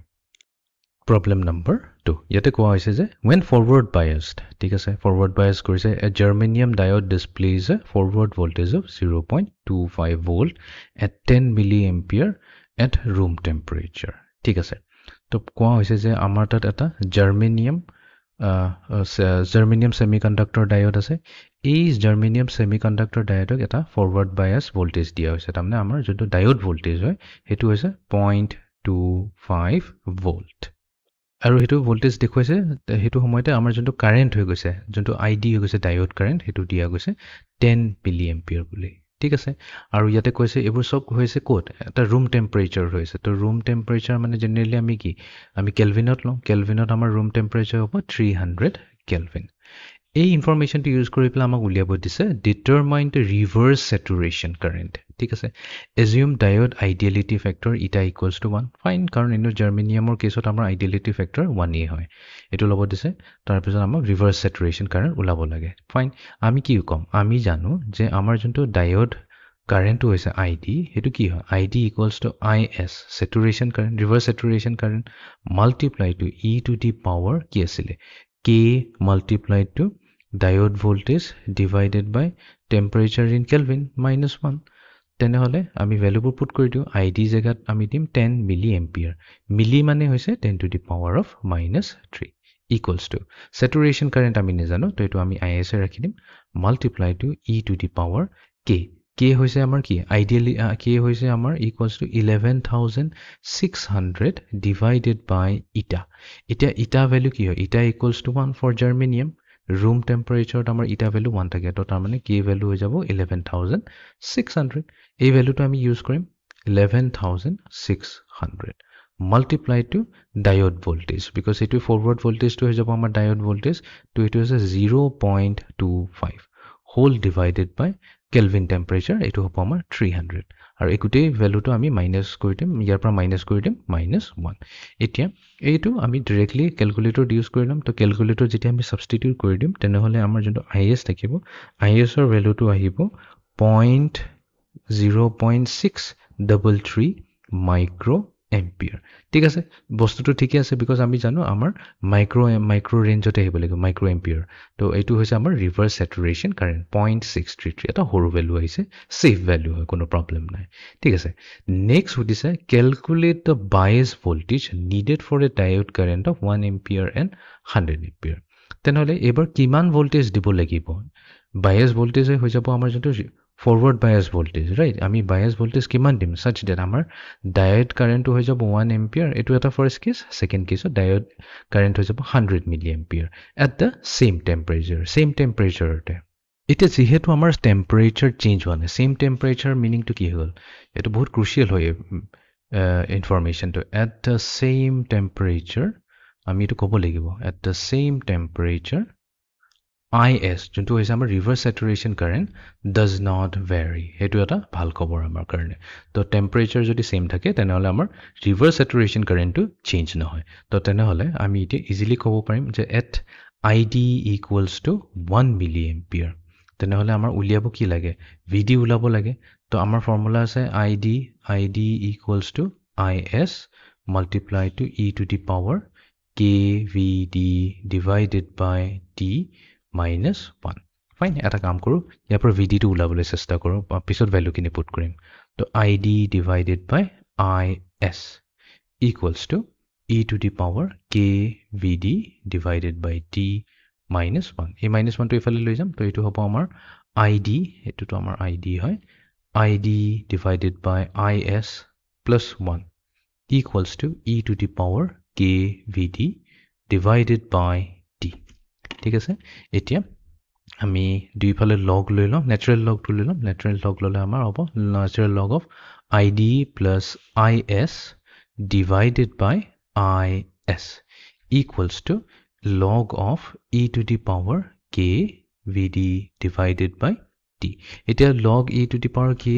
vd divided by t কি হ'ব properties যদি লগাই দিও K into VD divided by temperature. Etu Kelvin ot ase. Etu frontolo ahi jabo aru amar tat thaki gol log E. But natural log of E ki hoy? Natural log of E er value ami likhi dim. Since natural log of E equals to 1, then hole amak dibo straight away K into VD divided by dK. Etu e hoy gol amar natural log of ID plus IS divided by IS or value. But amak ki lage? VD ulabo lage. So VD hoy jabo equals to Tk divided by K multiplied to natural log of ID plus IS divided by IS. Amar tato sob values bur ase. Gotekhini values ami yara substitute kori dibo parim. Tk value ki hobo? Etu room temperature kotha patise 300 Kelvin. K value to ase amar 11,600. Multiplied to natural log of ID. ID kontu ase amak di ase 1 milliampere. Ta mane 1 into 10 to the power of minus 3 plus IS hoy goise amar saturation current. To saturation current to ami already uliyai thoisu 0.633 into 10 to the power minus 6 divided by efale ase amar IS. IS hoy jabo amar 0.633 into 10 to the power minus 6. Fine. Ei gutekhini ami calculator substitute kori dim. Then hole amar final value to ahibo 0.19 volt. Thik ase? To 0.19 volt jodi ami diu, then hole amar jontu ID current to hobo, hetu hobo amar 1 ampere aru yate amar saturation current to same thakibo. Eta next ami ki korim ID amak duta case ulabo je ebar 1 ampere aru eta 100 ampere case. So at 100 ampere jodi lo ami formula to etu use korim at ID equals to 100 milliampere amak VD ulabo dise. To VD ami etia modify kori pele jonto formula to asile amar Tk over K to ta mane 300 divided by 11,600 whole multiplied to natural log of ID. ID ebar hoy jabo 1 into 10 to the power minus 3 to 1 ampere case ot ase 100 ampere ase to eto 100 into 10 to the power minus 3 plus reverse current to change no because temperature itel ke vary one hai temperature to same ase 10 to the power minus 6 divided by 0.633 into 10 to the power of negative 6. Ebor value alop calculator carefully ulabo because bahut yate values ase to etu amar dibo 0.3095 volt. Interesting result paiso. To amar jetia diode current to 1 ampere asile voltage asile 0.19 volt but jetia amar diode current to bahi gol 10 ampere 1 ampere of 100 ampere hoy gol right 100 times bahi gol to amar jonto voltage ase voltage o bahi gol to 0.19 opra hoy gol 0.3.95 volts ba indirectly ei same bostu to ami eneka osabo paro to amar VD kom voltage jetia asile to amar jetia voltage to olop kom asile around 0.19 volt asile to tene hole yar jonto corresponding diode current to asile hetu hoise amar 1 milliampere but jetia ami voltage to borhai pele 0.3095 kori dilo 0.3095 mane ki etu even 0.3 ko dangor gol ma koisilo germanium or amar voltage to ki asile 0.3 asile right jonto built in potential hol to ami 0.3095 mane ki built in potential ko olo upor le gusi gol to tar mane ki built in potential upor le gusi jwa mane ki forward bias hoy gol forward bias hoy jwa lage lage ki hol ta current huge amount to current flow hobo he karne amar current hoise 100 milliampere. I hope itia bostupur clarification ahi goise numerical koromte keneko amar built-in potential or upor jodi gusi jao automatically amar current through the diode also increases. Fine. First part or kam hek hoy gol. Itia ami ahi jao next part oloi. Next part ot koise also estimate the value of saturation current and the forward current at 0.25 volt. So ever ki ase forward current to 0.25 eto forward voltage hoy forward voltage to 0.25 volt ot ase to voltage change kori diu forward voltage at 0.25 volt ase but ever ki ase amar jonto temperature to ase 30 degree above room temperature ase temperature jodi bahai die to ami yate careful thakibo lagibo because saturation current or effect ahi jabo to amar jonto voltage ase to voltage ase amar operating voltage ko kobo pare 0.25 volt thik ase etu dia ase next temperature dia ase amar 30 degree above room temperature ঠিক আছে তো এটো কৰি দিয়া লগে লগে আমাৰ কি হ'ব ৰিভাৰ্স স্যাচুৰেশন কাৰেন্ট আমাক এস্টিমেট কৰিব দিছে না তো ৰিভাৰ্স স্যাচুৰেশন কাৰেন্ট আমি ক্যালকুলেট কৰো সো IS2 ল'ব লাগিব বিকজ অৰিজিনালি তো IS1 আছিল অৰিজিনাল যোনটো IS1 আছিল হেতু ভ্যালু আছিল আমাৰ 0.633 মাইক্ৰো এম্পিয়াৰ বাট এবাৰ কি হ'ব টেম্পাৰেচাৰ ৰাইজ হোৱাৰ কাৰণে আমাৰ যোনটো নতুন স্যাচুৰেশন কাৰেন্ট হ'ব হেতু আমি চাব লাগিব ক্যালকুলেট কৰি তো ফৰ্মুলা কি আছিল IS2 নিউ স্যাচুৰেশন কারেন্ট হৈ যাব IS1 multiplied to 2 raised to the power change in temperature T2 minus T1 divided by 10 ঠিক আছে তো IS1 হৈ গল আমাৰ 0.633 micro মানে 10 to the power minus 6 ampere whole multiplied to